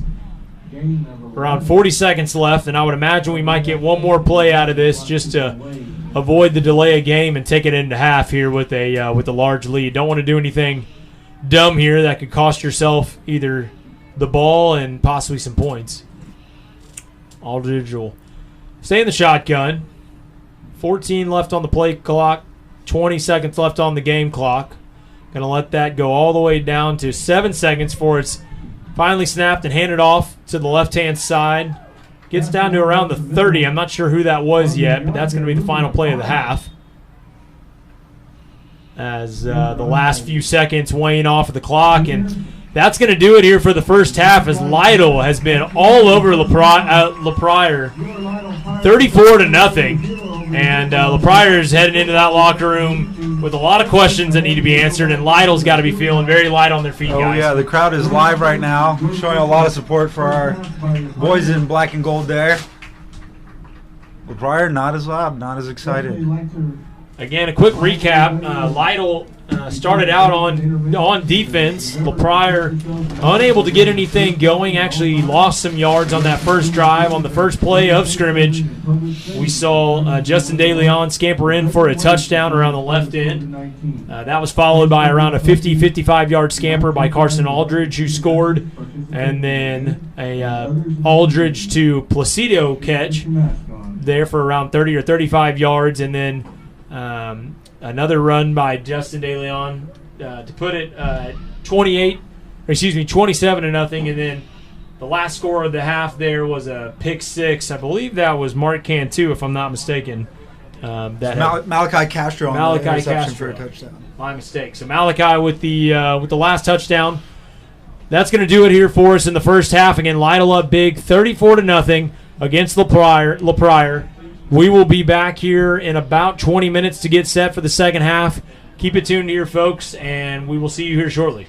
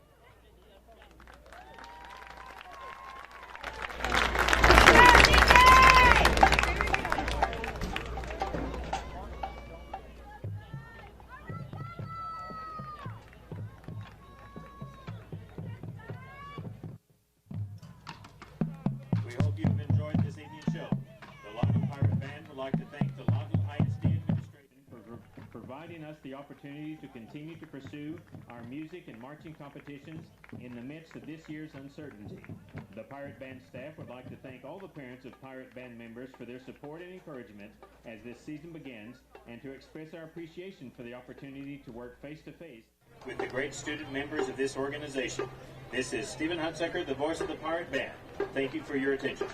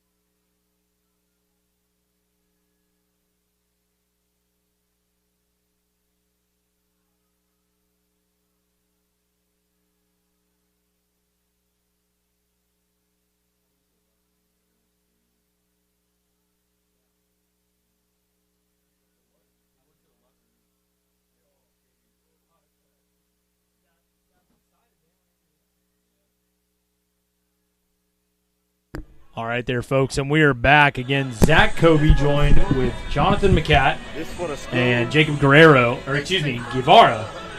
here from Walter H. Joyce Jr. Stadium in Lytle, Texas. The Lytle Pirates find themselves up 34-0. Quite the half there, guys.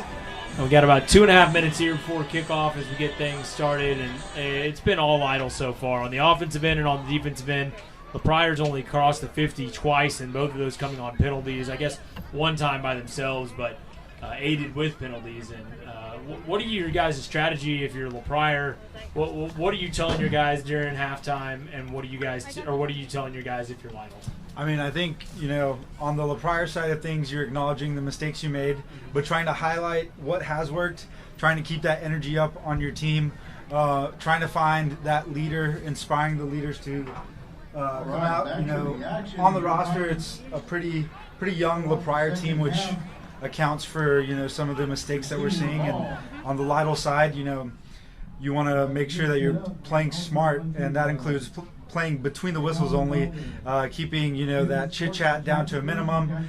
One thing that has helped out Lytle a lot is the seniority on the team. There are a lot of juniors and seniors on here that got a lot of experience last year. And it's showing right now. And we want to make sure we keep them. They make sure they keep the momentum they have going into this second half, but also playing smart. What do you think? I'm just curious to see what LaPrior is going to do for offense. Yeah. Are they going to change it up? Are they going to keep all their weapons where they're at, or move them around? It'll be interesting to see. Yeah, I agree with you there, Jonathan. You mentioned the seniority, and Lytle has 14 seniors to LaPrior's 13, but where they have those 9 juniors as opposed to the 4 juniors there on LaPrior's team, that definitely adds to it. Lytle's set to receive the second half kickoff. It'll take a bounce at around the 27-28 yard line. Picked up by Cantu at around the 25, around the middle. He's out around to the near side, down the sideline. One guy to beat, and I think he's going to be caught. No, he's going to escape the tackle, and that's going to be a touchdown. The first touchdown of the half for the Lytle Pirates. And just like the first half, they're up on the scoreboard quick. Can't ask for a better start than that. Yep, it's definitely maintaining that momentum as we come into the second half. Jacob, you said you were in the locker room for a while during halftime. What did you see in there? How was the energy? Dude, the energy level was so high. Everyone was screaming. I was expecting this. 100%. And if you're the Lytle Pirates, you come out and you're already motivated, obviously, with a little bit of lag time there from halftime. But if you're LaPrior, that's the absolute last thing that you wanted to see happen. A kick in the teeth, kick them while you're down sort of thing. But Lytle not giving up at all. Now up 40-0, just 17 seconds in here to the second half. And it has been a long night for LaPrior, and it looks to remain that way. Aguirre in for the point after, and that splits the uprights. So 41-0 for your Lytle Pirates. Again, not a great kick there by LaPrior.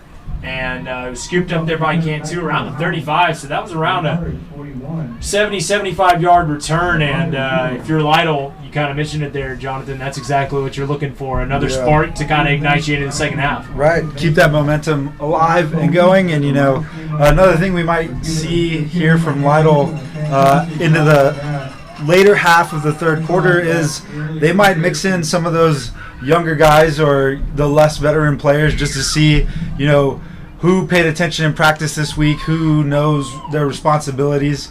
If they can get another score or two on the board, or even keep LaPrior down to that big old goose egg, I wouldn't be surprised if we start to see some new numbers out on the field and get to call some new names.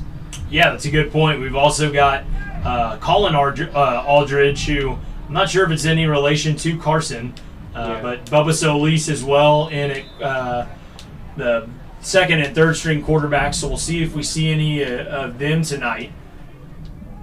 And to kick it off is Jason Vega, it looks like, for the Pirates. It'll be caught at around the 10-yard line by number 10, Joseph Perez. He'll take it around the left-hand side on the far side. Finally shoved out of bounds there by Malachi Castro. Decent return, and they'll start out at their own 26, let's call it 27-yard line. Haven't seen much of Lytle's offense. Yeah, it seems they've made a lot of short plays. Defense is out on the field now, so we'll see if they hold it down and, keep Pryor from advancing past that 50 once again. Zach, earlier you mentioned the Colin and Carson Aldridge. They are, in fact, brothers. Colin last year on the JV as a freshman, dynamic playmaker. He's one of those kids that has a really, really great motor. Carson as well. I know throughout Carson's high school career, he's been plagued with broken bones and all sorts of unfortunate injuries that keep him out for the season. And we have Diego, number 60 from the Pirate defense, chasing down and, making that quarterback sweat. That was Luis Ubali back again behind the center on that play. Hey, Colin Aldridge doesn't have anything on. He just has his jersey on. He doesn't have pads on. Oh, interesting. So I do see him down there around the 50-yard line, number 2. I'm not sure if he's hurt or if he's just not suited up to play tonight, but I don't think we'll be seeing any of him tonight. So he hurt his possibly. back. Oh, okay. Didn't realize that. It's possibly Bubba Solis. I do see him suited up down there. He's actually out there on the defensive side right now. A lot of these guys play both ways. Here's Ubale from shotgun. He'll release it to the far side. Intended receiver looked like was number 3. I think that was Ricardo Navarez, and that falls incomplete, so that'll bring up a 3rd down and 10. And just like how this first half started, it seems like the second half is starting out the same way. Lytle scoring quick, and Pryor having trouble getting anything going offensively. It's not just a play calling scenario, it's also just an execution standpoint. They've had guys open, they've dropped open balls, they've had poor passes, they've had bad snaps, and too many of those all at once, and before you know it, you look up at the scoreboard and you're down several scores. Here's Ubale throwing it. It's tipped a couple times, almost picked off. We just mentioned Bubba Solis a couple seconds ago. He almost picked that off. That could have been another pick 6 for Lytle. That one falls short, though, and after the tip there, and that'll bring up 4th and 10. I would assume Ubale will stay out there and drop back for the punt. Like you mentioned, Zach, we're not seeing a lot working here from this passing game by Pryor. If that's something they're going to lean on for the rest of this game, we have to start seeing them make completions. They're kind of keeping their options open right now and not leaning on any receiver too hard at the beginning of this third quarter. It's a short punt there, picked up by a Bulldog. Quincy Simon's going to let that ball bounce. He got awfully close to touching that. He kind of didn't know whether he wanted to pick it up or to catch it on the fly or not. It was a low kick. Opted to let it go. It bounced right at his feet. Looks like the refs are going to say he didn't touch it. And from where we're sitting, it didn't look like it hit him either.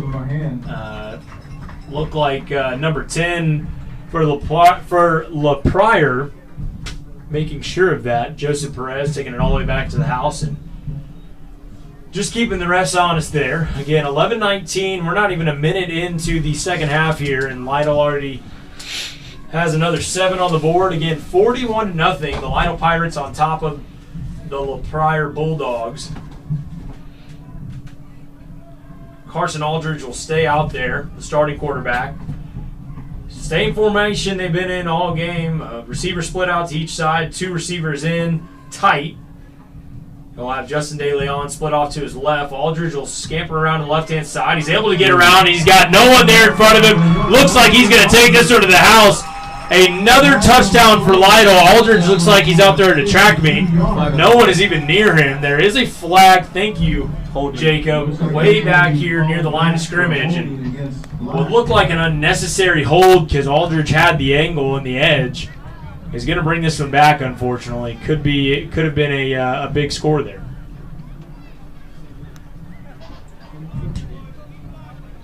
It is an unfortunate setback by the atmosphere kind of on the field right now. I wouldn't be surprised if after this little setback they would get back out there just to put it back in the end zone. Again, you don't like to score twice on the same drive, but If it happens, it happens. Unfortunately, the points don't count twice. But Right. You know, when we see these holds on the lineman side, especially the offensive lineman, it's usually somebody not getting their body all the way across to their assignment, which is surprising. We have some really, really talented O linemen out there. Jonathan Cantu, Roby Harold, Cody Villarreal, Kason Boyd. You know, all of these guys have seen a lot of play time over the past couple years. So, you know, not quite sure what's going on there. It's a little surprising. Short run there from the Pirate offense. I think it actually was. I'm assuming on the previous play, the called back touchdown was probably on one of the receivers. You get a couple of receivers out there, and they're wanting to, you know, keep their defense or the secondary away from the quarterback, and he was able to get that edge, but that could have been prompted by one of those holds. Cantu on the last carry, lost several on the play, so it's going to be second down and long here. DeLeon with the ball, and he's scrambling up the field, makes it almost back to the 50. They'll say he got to the 59, so it'll be third and manageable here for the Pirates. Again, not that they need to score anymore. At this point, it's essentially just kind of getting more of a cushion and kind of padding the stats. Pryor just non-existent on the offensive end so far tonight, and Lytle having their way with them on the offensive side as well. As we near 9:30 left here in the third quarter, Aldridge will get ready from the shotgun standpoint. Both inside receivers are wide out now. A 2x2 set. Aldridge will hand it off up the middle, just short of a first down. That's going to be Vincent Casanova on the run, the senior. Good, strong run here. It'll be fourth and short. It looks like the Lytle Pirates will opt to punt here. Smart call there. No need in giving Pryor good field position. Something that Lytle's been able to do all game, actually. Pryor has actually started with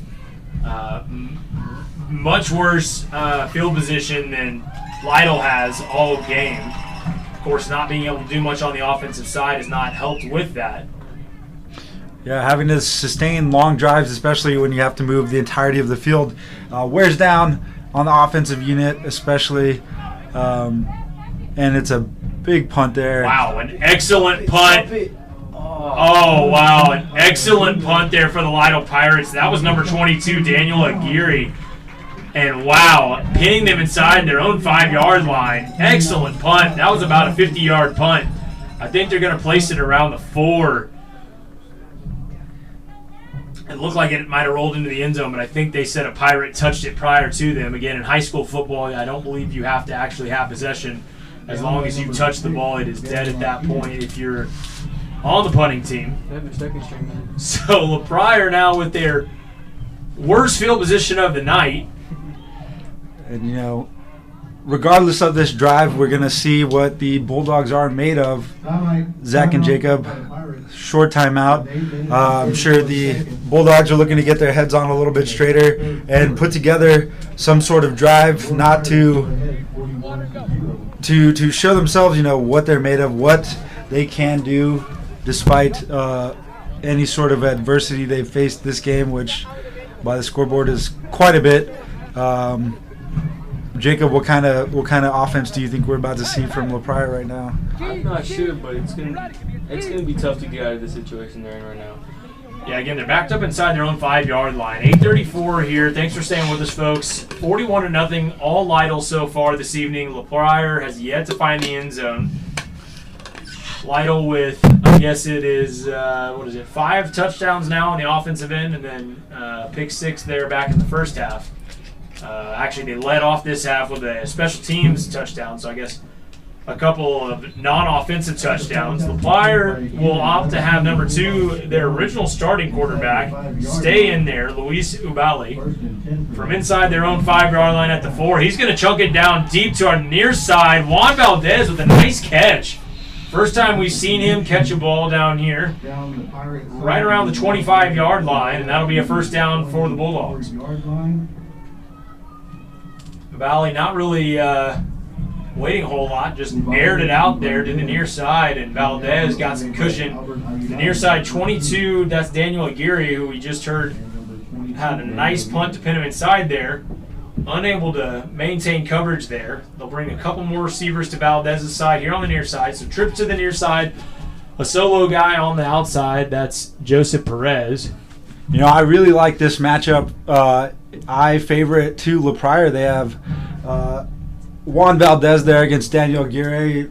Valdez is a little bit taller, meaning if they came to a jump sort of situation, maybe he would take over.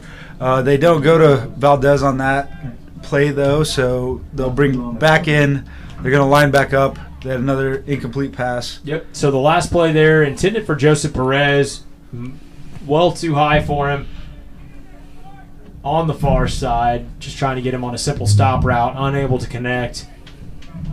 The LaPryor offense has really been out of sync all night. They haven't been able to connect on a lot of simple passes. That one intended for, again, Perez. Perez was open, had quite a bit of cushion over there, unable to get it. Ubali will throw it to him again. This time it is caught on the far side, able to get near the first down marker. I think he might have been shoved out a little before that.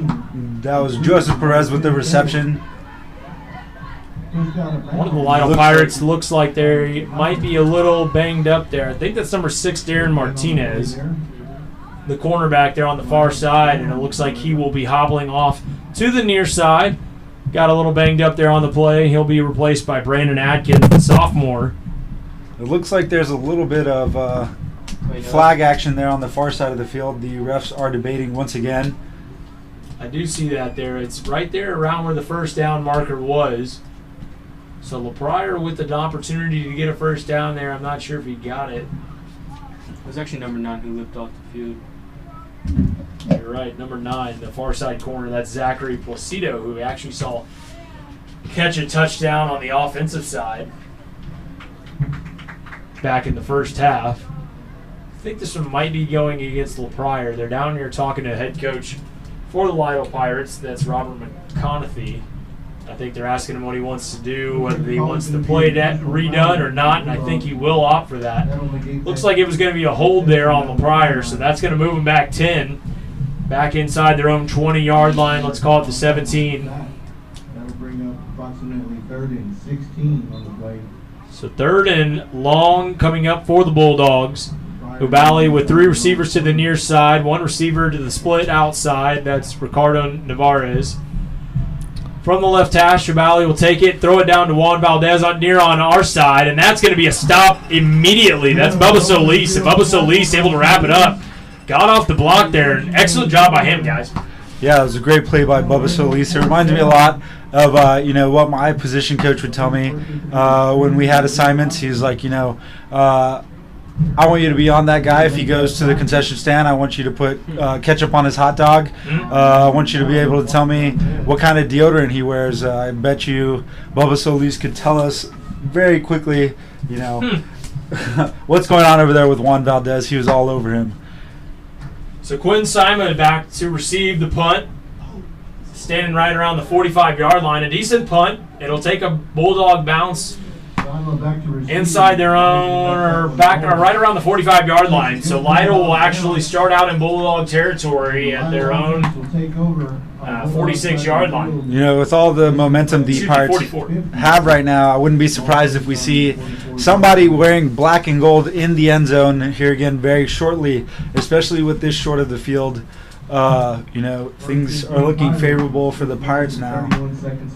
You kind of start to wonder if maybe they'll give Carson Aldridge the ball through the end of this quarter and then pass it over to another guy such as Bubba Solis, who we just mentioned, could come in and replace him. Don't want anybody to get hurt, especially with the 41-point lead and in a non-conference, non-district game. Aldridge will stay in, though. Ooh. Looks like we had some miscommunication there. We had Malachi Castro as well as Quinn Sima, both in motion, both of those kind of near up backs. Both going in motion at the same time. You can't do that, and that will make it 1st and 15, moving back to the 49.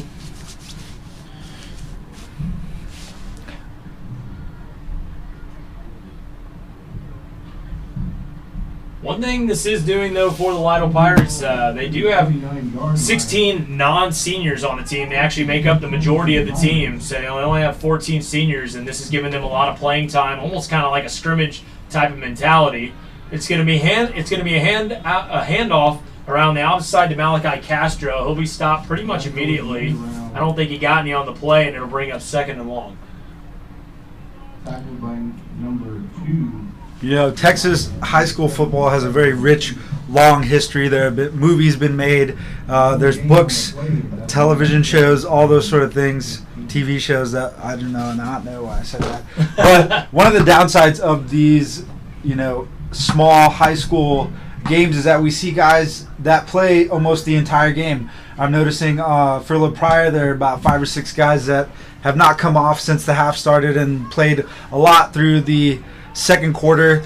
Same on the Lytle side. You know, these teams probably don't have more than 50 guys. So they get a lot of experience, like you were saying, but they also have to have that stamina and the energy to play the entire game. You're right. Sima on the end around here to the near side, able to get some of that yardage back. It'll make it more of a 3rd and manageable, about 3rd and 6 from the Bulldog 40-yard line. Aldridge from the shotgun. 3 receivers split out to the far right side, 1 to the near side. Aldridge in shotgun. Sima in motion.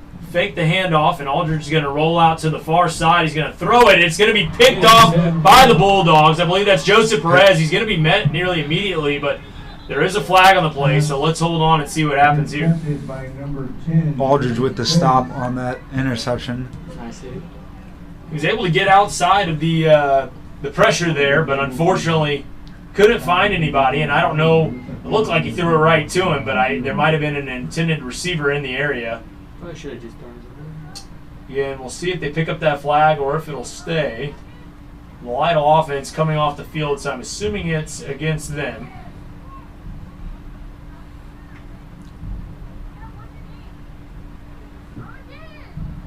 Still no call here from the rest. It might have been after the interception as well.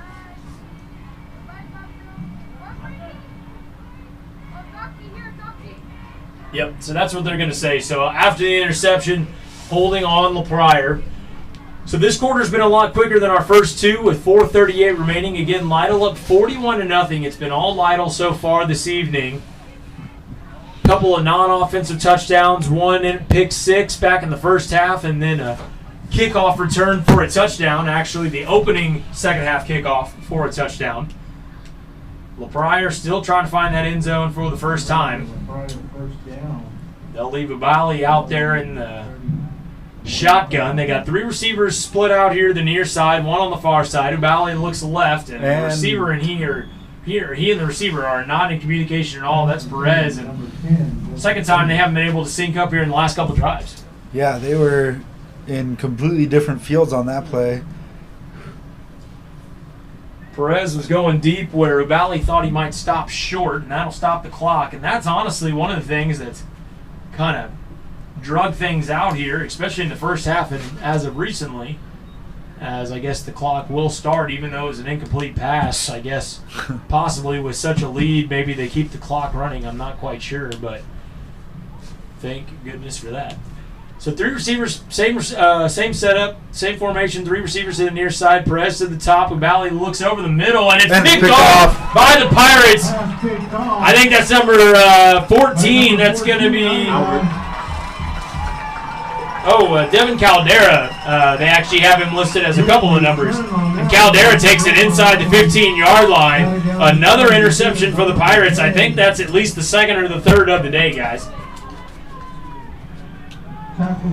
Caldera picked it off around the 50-yard line. Ubali never really took his eyes off the receiver, kind of eyeballed him the entire time, allowing the Lytle Pirates to really keen in on the intended receiver. That was Alanese coming across the middle there, and stepping in front of it was Caldera, and Caldera takes it back inside around the 14-yard line. A late substitution by the Pirates.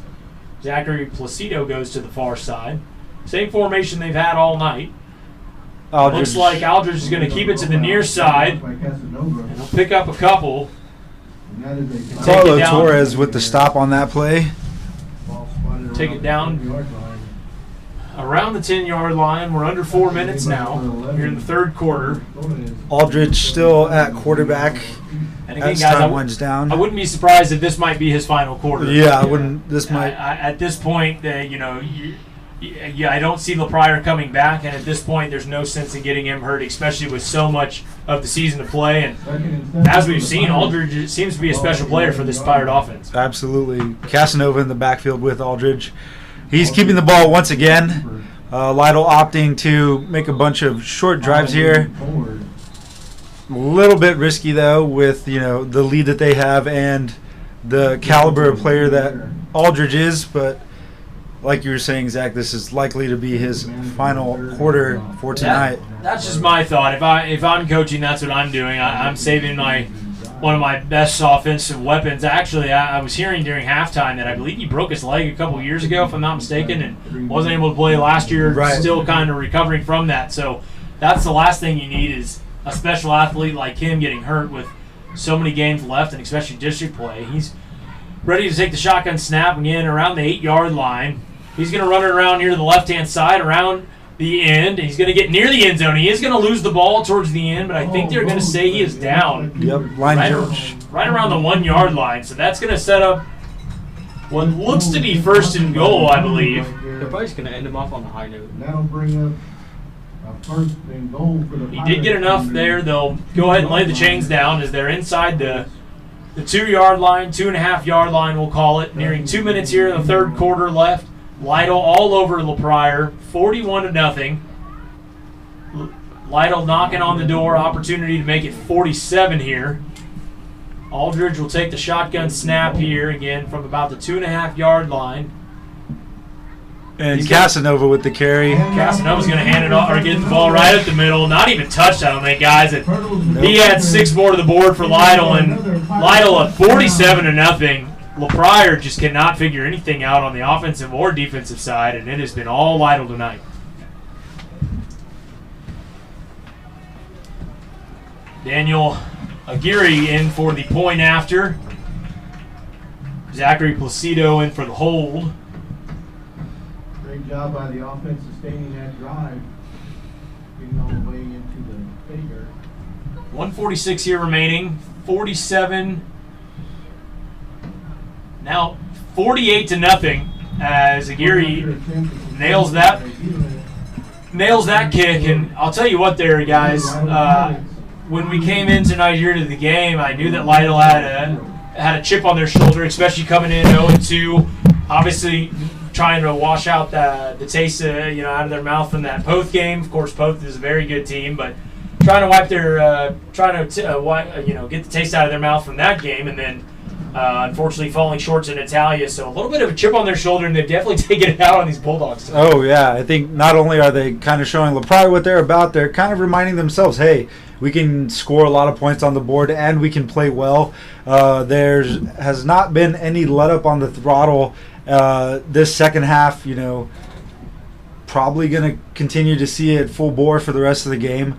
But likely to see some fresh faces out there as we get into the fourth quarter. There's about 1:46 left. Pirate special teams are lining up to kick the ball off. Yeah, I wouldn't be surprised. I mean, obviously, coaches will do what they want to do. But, again, just from my perspective, there's no sense in having some of your starters out there. Vega out for the kickoff. It's going to be a short kick. It'll land around the 20, take a bounce. Joseph Perez will pick it up. He'll scamper off for several before he's tackled right around the 25-yard line. Looked like Cason Boyd in on the tackle, as well as, I believe, number 25, the kicker, Jason Vega. It's not often that you see the kicker, one of the lead tacklers down there, but he shot down there. He and Cason made a nice tackle. And that's where the Bulldogs will start out at their own 25-yard line. Ubale, it looks like, will stay out there as the quarterback. Juan Valdez to the near side, solo guy. 3 receivers to the top. Definitely some fresh faces in there. Arturo Gonzalez will be off left. He'll get the carry. Met around the 30-yard line. Nice tackle, it seems, by... Good hard running up the middle by... Not 100% sure. I think that was number 14, if I'm not mistaken. Yeah. That's what it looked like from up here as well. I couldn't tell who it was on that play. I couldn't tell either, and it looks like the PA couldn't tell either. Too quick of a tackle there, but whoever it was, nice tackle there for Lytle.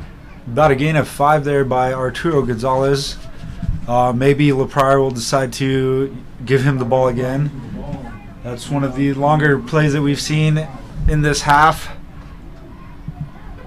Opting to pass, Ubali with the bomb to Valdez. Valdez will... Oh, wow. What a great catch there by Valdez as they crossed the 50-yard line. Yeah. Caught it there for a second. Looks like he dropped it as he hit the ground, but able to hold on to it. Valdez kind of slow to get up there. Might have gotten the air knocked out of him. I'm not 100% sure if he's all right there. He's kind of getting up slow. Not 100% sure if he's all right. Looks to be. And a nice catch. We've seen that play go on a couple times where they just essentially throw it up and let, Valdez's 6'4" Frame go up and get it. Yeah, and we have a swap here on defense. Zakry Placido brought in to Valdez's side. Zakry is a little bit more of a tenacious defensive player, I think, than Daniel Aguirre is. So LaPryor might try to lean on him a little bit more. I think he has a little bit more height on him, too, to help out with the defense. But Perez there on the far side, able to catch the ball around the 40, but then he is stripped, picked up by number 12. That's Brandon Atkins. He is still on his feet inside the 20, down and around the 20-yard line of LaPryor, and the Lytle Pirates have themselves great field position again. That was Perez on the catch on a dig route and got stripped immediately. I'm not sure if you guys saw who it was that stripped him, but Brandon Atkins with a great return. Yeah, it was really, really aggressive play there by the Lytle secondary. I don't know about you, Zach and Jacob, but I think that Mr. Atkins may need a new pair of cleats. They look like they're smoking from up here. He took off and had one destination. He was shoved out a little bit close on the 20 exactly. But great play there by the Lytle defense, not letting up at all. Yeah, Atkins showing off his speed there. I do not see new quarterback Aldridge coming out. So it looks like we will see the first signs of Bubba Solis of the evening. He'll take the first snap. Got 2 receivers each side. He'll take the shotgun snap. Will keep himself up the middle. Able to scamper, still on his feet, struggling for each one of those yards, and able to get around the first down marker. He might have been just a little short. Looks like he's got 3 or 4 yards left. He had a free reign of the middle of the field on that play. Time has expired in the third quarter. We're beginning the fourth quarter. Lytle switching sides. So that's going to do it for us in the third quarter. Again, Lytle 48-0 all over LaPryor. Lytle started out the second half pretty much how they ended the first half. They took a kickoff back to the house. We've seen a couple of interceptions here for Lytle, most recently tonight, and then most recently a strip and return there by Brandon Atkins, who was able to take it down inside around the 20-yard line. And the Lytle Pirates are knocking again. They have made a substitution in quarterback again, kind of like how I mentioned. I figured we wouldn't see Aldridge past the third quarter, and I'm glad the coach listened to me from all the way up here. No sense in getting him hurt again with district play just right down the road. I did want to take a second here to mention that Lytle, needs all the wins they can get as heading into district play. Unfortunately, wasn't able to win any district games last year. Only won one game against Dilley last year, and I really think winning this game where they are right now in the season, especially how big they're winning and how great a production we've seen on both sides, is really going to kind of motivate them moving into district play. Absolutely. They guys who play well and are those higher caliber players realize, what they have alongside them, but it also gets those guys that you don't hear called very much during a game to also kind of see what they can put on. You got to wonder though, Zach, as time expires here, we've seen Bubba Solis out there on defense quite a bit. So, it's great that he's out here at quarterback, but what is the risk if he were to get injured and not be able to suit up and be that cornerstone of the defense? That's a great point, and I do see some of the offensive line, at least Cody Villarreal, one of the big guys down there on the sideline. Looks like he might be done for the night. Some of the starters still in there. Right guard, Kason Boyd's still in there, and some of the other starters, Jonathan Gantu, the right tackle still in there. But you're right, Bubba Solis playing both sides of the ball. You know he's got to be gassed by now. He'll take the shotgun snap, hand it off up the middle. I believe that's Vincent Casanova, and he's able to get a few there. Coming up right around the 5-yard line, I believe, and it'll be 3rd and what seems to be about 5. 3rd and 4. 3rd and 4, my correction there. Assisted by 10:40 left here in the 4th quarter. It's been all Lytle tonight, 48-0. If you're just now joining us, Lytle led 34-0 at half, and they've added 2 more touchdowns to that here in the second half. Bubba Solis takes the snap up the middle, and he is going to be able to find the end zone, runs it right up the middle. Touchdown, Pirates, and they have surpassed the 50 mark. Once again on the scoreboard for Lytle with, a rather conservative series of plays there in the very, very short field that they had to start this 4th quarter. But, running the ball, there's a lot less variable to turnover and for injury compared to passing. We don't see any short, quick passes that put the ball close to the defense. Placido is down to hold the kick. And once again, we have number 25, Jason Vega, to kick. The kick is good. Puts Lytle on the board 54-0. Yeah, so it'll be interesting to see who stays in for the rest of the game. Of course, whenever you only have 30 players, you're kind of limited on substituting and resting some of your guys. So a lot of these guys, hopefully they did their summer conditioning and they'll be in shape to play the rest of this game, because 4th quarter is whenever you start seeing those cramps, especially whenever you play both sides of the ball. And like you mentioned earlier, Jacob or Jonathan, I don't remember who, I think it was Jacob actually mentioned how Lytle's offense has been a very quick score team tonight, meaning their defense has been out there the majority of the time, which I guess you can handle if you're up big. It's a lot easier whenever you're winning instead of whenever you're on the losing side. Absolutely. Having those long times out there on the field. So Vega will be out there to kick off left to right. Back deep again, the same group. It looks like, as usual, Joseph Perez as well as Freddie Alaniz. I think I spot a new face out there, number 2, Luis Ubali, who replaced number 7, Marquez Cervantes. And that'll be Perez, who catches it around the 20-yard line and is able to get around the edge there. Able to get up around the 35-yard line, and Pryor will start out with pretty decent field position, better than they've had all night. And again, I think we will see some new faces out there. We'll try to get their name recognition out here as soon as we can. Looks like most of the starters, if not all of the starters right now, coming off the field. Did want to give a quick shout out as well. I think I did earlier, but we have some student sports photographers who capture all the action for the local papers and the yearbook. Wanted to give them a quick shout out. Kylie Mask, Noella Medina, and Damian Garcia. So thank you guys as well. Quick pass to the far side. That's Juan Valdez, able to catch it, make a couple moves. Gets about 15 on the play. He'll be taken out right around just shy of midfield. And just like that, LaPryer's already knocking on the 50-yard line. Valdez looks a little slow over there after that reception. I'm not sure what happened on that big catch he had earlier, but he doesn't have that explosiveness he has had most of the game. It could have to do with the time that we're at right now, waning into the 4th quarter. But once again, we see Valdez kind of mismatched defensively. Perez drops back again with another high bomb to Valdez. it's going to be a little long. But I do like what you see from Pryor. They're not buckling down, not just handing the ball off front of the clock. They are at least trying to go deep. That was a ballet to Valdez on the far side on it. Just thrown outside of his wheelhouse there, unable to get it. That'll bring up a 2nd and 10. 9:59 here left in the fourth quarter. 54-0 Lytle all over Pryor. Lytle looks to get their first win tonight.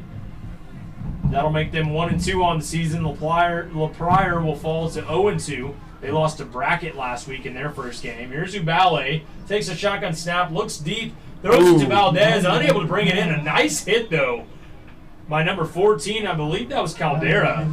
Excellent hit there, and it looks like Valdez is down. Might have gotten the air knocked out of him, and Caldera was making sure he didn't come home with that ball. Valdez still down there on the field as all the players take a knee out there on the field. I think, again, he just got the air knocked out of him. He had to fully extend on that 6'4" frame, trying to get up there, and he was fully exposed, and Caldera made him pay for it. 14's been making hits like that all day. Not a very big guy either, right? Nope. But as they say in football, it's not the size of the guy, and the bigger they are, the harder they fall. Very, very true. And unfortunately, looks to again probably just have the air knocked out of him, laying there on his back. A little Pryor training staff trying to help out over there. He's also one of those guys that's probably just gassed. He's been out there all night. He's been at wide receiver, quarterback, and free safeties. So we've seen him all over the field, and I'm not sure he's come off yet. Had a couple of nice catches, but thankfully he's able to get up, takes his helmet off, and just kind of hobbling over there on the sideline. He might have landed awkwardly there, too. He's kind of walking gingerly. Might have landed on his tailbone. We're back here, though. It'll be third down and 10. And we have Fernando Ibarra in to replace Mr. Valdez, but, he almost looks just like his twin. Ibarra is almost just as tall, so we'll see if they lead on him as we head into the end of this fourth quarter. Here's Ubale. He'll take the shotgun snap, drop back a quick screen over the middle, and that's going to be dropped. Intended for Arturo Gonzalez. He had it wide open and had some running room in front of him. I guess he heard some footsteps or just didn't look it in, but that'll fall short, and that'll bring up 4th and 10, something we've seen a lot here tonight from Pryor, unable to really get things going consistently. They'll have a few plays here and there, but just can't seem to get things going consistently, and now the decision on whether to go for it or to punt it away. Looks like the Pryor offense is going to stay out there. This time, Ubale not dropping back. He's typically the quarterback and then the punter as well. We've got that trips formation to the near side of the field. Ubale will roll out here to the near side, trips to the side, and he's going to be sacked. And a nice tackle there by Court Haltom. The first time we called his name tonight. I know he's been in on the action, and I apologize for missing him, but great tackle. He came around from the far side and just unable to get away with Ubale. Yeah, really, really great pursuit angle there by Court. As a defensive coordinator, you love to see your opposite end D lineman get across the field and chase down the quarterback. So that will be a turnover on downs as the clock continues to wind. I think Pryor is also thinking they're lucky stars that that clock is continuing to run even after a change of possession. I guess once it gets above a certain amount of, once the deficit gets too high, they go ahead and keep that clock running. Bubba Solis will stay in at quarterback. He'll have 2 receivers split out to each side. And it looks like we see Court Haltom in the backfield now with the carry. Short gain. Kind of a stalemate there on that play. It looks like a 2 or 3 yard gain. Court able to get to around the 43-yard line. Gain him around 1 on the play. No, we'll give him 2. 42-yard line. Just under 8 minutes left here in the game. Again, Lytle up 54-0. They have been all over this Pryor Bulldog team since the get-go. Again, scoring on their first play of scrimmage after a bad snap on the punt for Pryor. Lytle was able to turn that into a quick 6, and they have not looked back since. Same formation, 2 receivers split out to each side. Haltom's behind Bubba Solis. Haltom will get the handoff, and it'll get it inside the 40, around the 38. There's a flag on the far side. I think it might be holding against Lytle. That was a quick flag there, and sometimes that's what that means. We'll wait and see, though.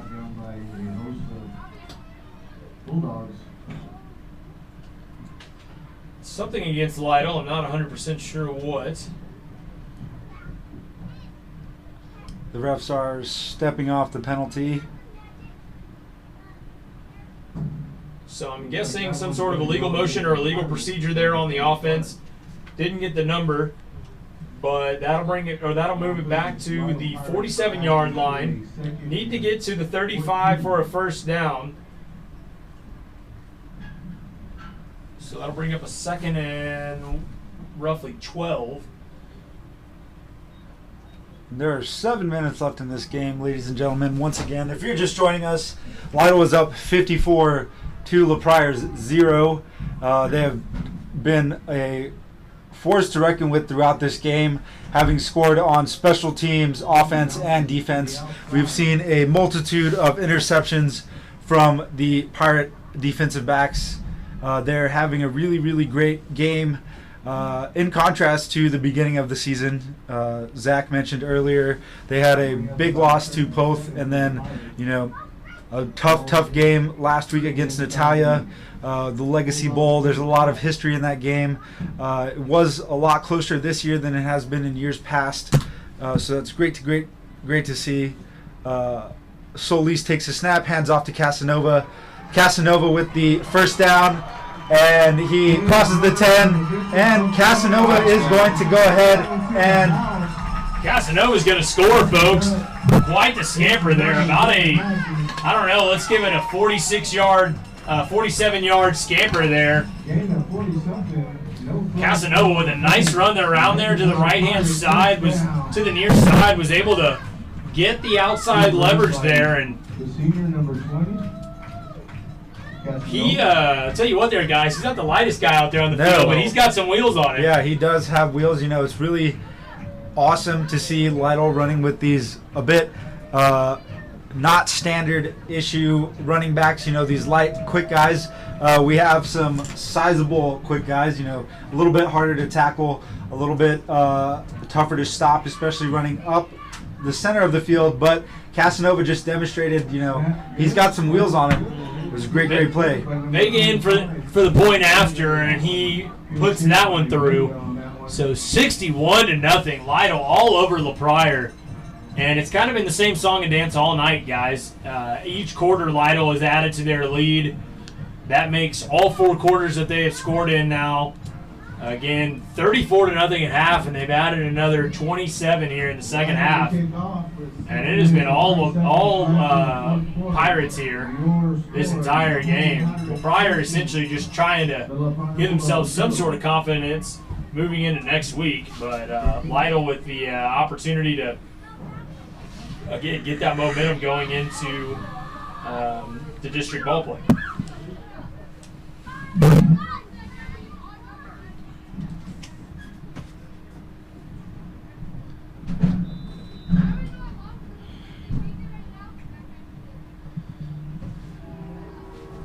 Vega out there for the kickoff. Again, 6:03 remaining in this ball game. Lytle up huge, 61-0. Joseph Perez back deep for the Bulldogs, and it'll go off one of the up linemen's hands, and Perez will pick it up around the 30-yard line. He's up to around the 35, 40-yard line. I guess 39 is where they'll place it. So again, good field position for the Bulldogs. They really just haven't been able to move, past the 50. And the times that they have, they essentially just shoot themselves in the foot time and time again.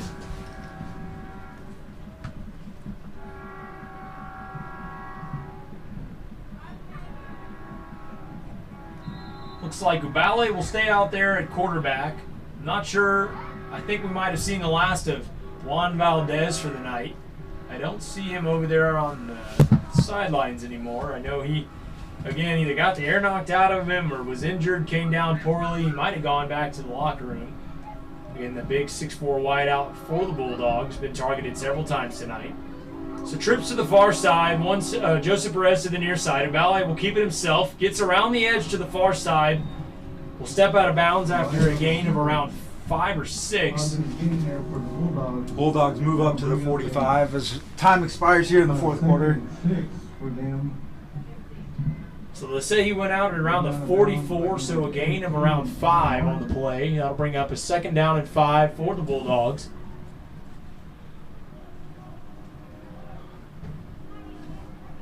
Ubalde accompanied by Arturo Gonzalez. Gonzalez has been, there in the backfield with him the whole game. Snap to Ubalde and a quick pass there to number 10, Mr. Joseph Perez. And he is brought down once again by number 14, Brought down by number 14. Devin Caldera. Oh. We got a couple of names here that we think are wrong here on the roster, so we do apologize, guys, if we're saying guys' names wrong. Whoever 14 happens to be, he's had quite a game this second half, Yes. Being ferocious, making a lot of plays. You love to see that, especially this late in the game. So props to that young man. Hopefully by our next home game we'll have an updated roster so we can call the right names. So from the 50, from the left hash, Ubalde with 3 receivers to the right side. It'll be a handoff to Gonzalez, who'll take it around the right edge, gets a block, able to pick up a few before being taken down in Lytle territory. Looks like a gain of 4 on that play by Gonzalez. That was a very, very stout run by that young man. He not only kept Lytle Pirate off of him, he even put one of his own teammates on the ground.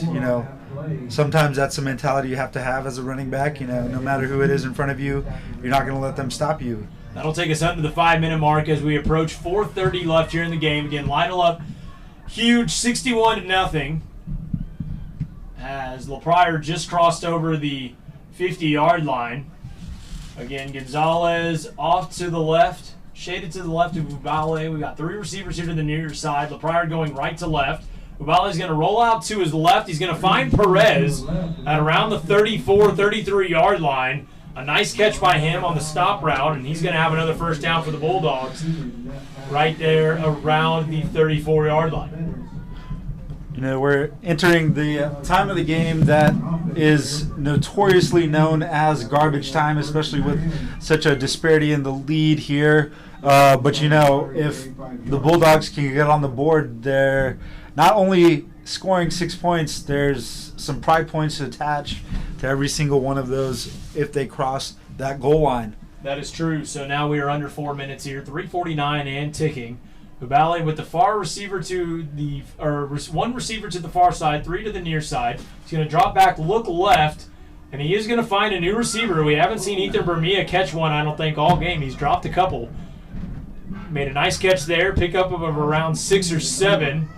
Brought down by several Pirates there, including Connor Martin, number 15, the near defender. And that'll bring up a 2nd down and short for the Bulldogs. Clock still ticking, nearing that 3-minute mark here in the fourth quarter. Again, like you said, Jonathan, if nothing else, trying to save face and trying to get at least some sort of points and some sort of hope for going into next game. Ubalde will stay in the shotgun. Same formation. Trips to the left to the near side. Gonzalez to his right. He'll take the shotgun snap. He'll look center, look right. He's got a receiver open, and that's going to be contested and incomplete.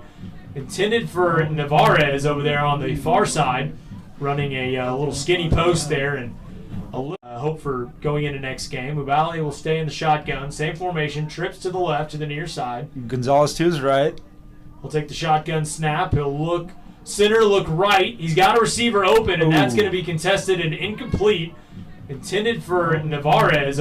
His name, we will let you guys at home know. It's Albert. Albert, what's his last name? Albert Aguilar. Albert Thank Aguilar. you, Jacob. So we appreciate that. They'll mix up the formation here again. 2:54 left here in the fourth.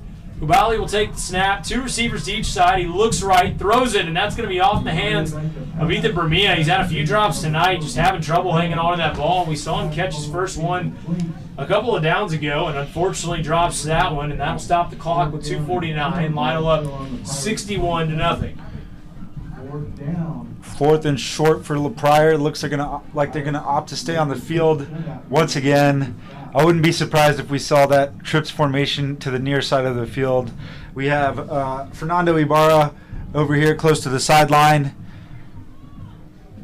Luis Ubale will stay in at quarterback. He'll be in the shotgun. It'll be 4th down and 4 from the Lytle, let's say, 32-yard line. 27-yard line. It's going to be a quick slant on the far side to Joseph Perez. He catches it, escapes a couple tackles. He's off to the races, and he's going to score. First-time touchdown for the Pryor Bulldogs, and they are on the scoreboard. Joseph Perez has made several catches tonight, makes one there, and able to escape a couple of Pirates there on the far side. It looked like the corner, Brandon Adkins, unable to come up with the tackle, as well as our anonymous number 14 defender over there. Close but no cigar, and the Bulldogs get on the scoreboard 61-6 now with 2:38 remaining. They'll stay on the field for a 2-point conversion. At this point, you wouldn't expect them to go for just an extra point. Right. They'll go trips right with Gonzalez flanked out to the left. Ubale will prolong the handoff to him. He'll keep it himself. Go right. Now he brings it back to the near side, all across the field, and there is a swarm of Pirates, including number 23, Cord Haltom, in there on the tackle, as well as Malachi Castro and several others. So the conversion is no good, and again, 61-6. Lytle all over Pryor with 2:38 remaining here in the game. You know, this steamrolling Pirate offense will get the ball back once again. Likely that we're going to see some more conservative play. You know, they have this big lead. They want to keep their healthy players healthy and not risk anything unnecessary. But you would hope so. And again, just good sportsmanship from this point on. I mean, you're up by 55 points. No way that Pryor's coming back. And at this point, I wouldn't be surprised if we see a couple of conservative handoffs before Bubba Solis just kneels it and we head to the house. Here at Lytle, we believe in sportsmanship. Let's take a quick break here, folks, as we get set for what most likely will be the final kickoff of the game. Again, Pryor just getting on the board. If you're just joining us, 61-6. Lytle all over Pryor. 2:38 remaining here in the game.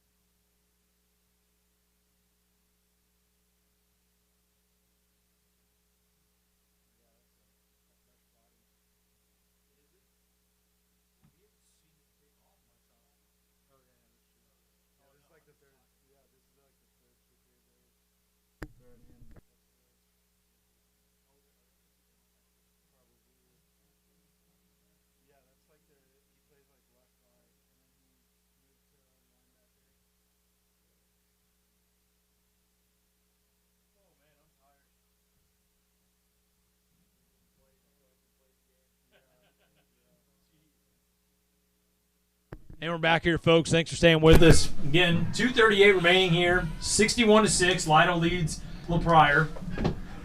Not sure if we're going to see an onside kick. I would assume we would. I mean, they don't have anything to lose at this point. Down 55. Might just try to get some extra practice in. Might need it later on in their bag later on in the season. And once again, they come with that false scramble kick. That's number 57, Sergio Gutierrez, back to kick for the Bulldogs. We'll be kicking off from right to left from at the 40-yard line, back deep to receive. He's actually going to kick it pretty short to around the 32-yard line. Able to come pick it up is number 7. That's Malachi Castro. Taking it down the right down the right sideline on the near sideline. Scampers out around the 40-yard line, but a great return there, and the Pirates are back in great territory again. looks like it's the beginning of the game for them, honestly. Malachi not slowing down at all for the Bulldogs with, 2 minutes, 29 seconds left in the game. I guess that's one side of, like, the defense being mostly out there. And, being on the other side of a lot of deep passes, a lot of incomplete passes, is you get that chance to refresh a little bit and you're not constantly gassed. So Bubba Solis will lead the Pirates back out there on the field. Ball placed at the 42 on the near hash. Pirates going left to right. Again, up 61-6. It's been all Pirates so far tonight. Cassanova in the backfield with Solis. Solis will take the shotgun snap, hand it off to Casanova. Casanova barrels his way through the middle of the line down there on the left-hand side, and he's able to pick up around 5 or 6 before he's finally stopped there by a couple of Bulldogs. Clock continues to run. At this point, I think both teams are ready to head to their locker rooms. It's pretty much all over but the crying here. We hit the 2-minute mark, and that clock will continue to run. I would imagine Lytle would bring the play clock all the way down before finally hiking the ball. The Prior's got quite a drive back to home tonight. A lot of time to, think about things that transpired here tonight and, shift their view a little bit to next week. And, kind of letting this game be what it is and bringing some good energy to next week. You're right. So Lee's able to pick up the first down on that run around the right edge, able to pick up the first down, and I think that's going to do it here. We might have a couple of kneel downs, and that'll probably do it here for us. 1:18 on the clock against 61-6. Lytle all over Pryor.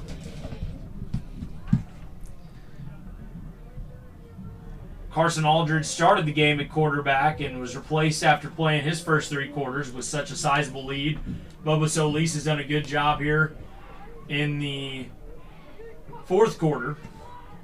Pirates have extended their lead each quarter, and Solis will take a shotgun snap and will just take a knee. Up next for the Lytle Pirates, they will actually play Luling here at home, another non-district game. That'll be next Friday, September 18th at 7:30. As the last 30 seconds tick off the clock here.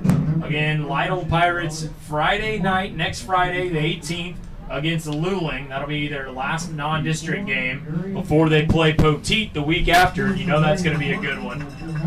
As Solis takes the final snap, and he'll take a knee, and that's going to do it here, folks, as the last 10 or so seconds run off. And the Pirates are going to come away with a 61-6 victory over Pryor. A lot of great stuff here tonight by the Lytle offense, defense, and special teams.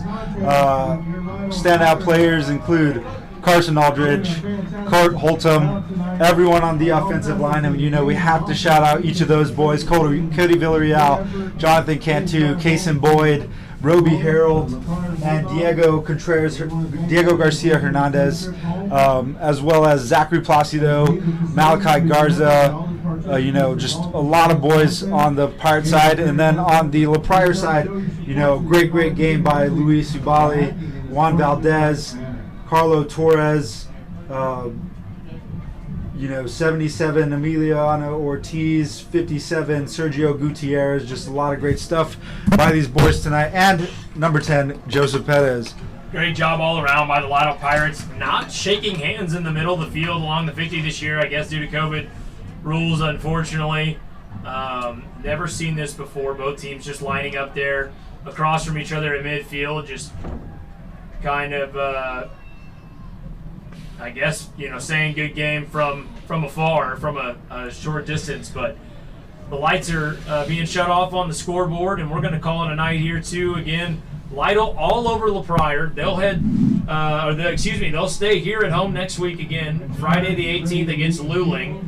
They have their final non-conference game before Poteet and Marion the week after. So Lytle's got a lot on their plate heading forward. But again, guys, this is definitely something that they'll take moving forward. A lot of guys got to see a lot of action tonight. It's one of the things that comes along with the big win. But we also got to see a lot of guys play different positions that maybe they aren't necessarily accustomed to. Right. And I think that's going to help them in the long run. So Yes, I sir. appreciate you guys being here on the broadcast again. Jacob Guevara earlier being here on the broadcast. Jonathan McCat. I'm Zach Covey. That's going to do it here for us. Lytle again wins big 61-6, and they will face Luling next week. So tune in next week at 7:30, and we will see you guys then. Have a great night.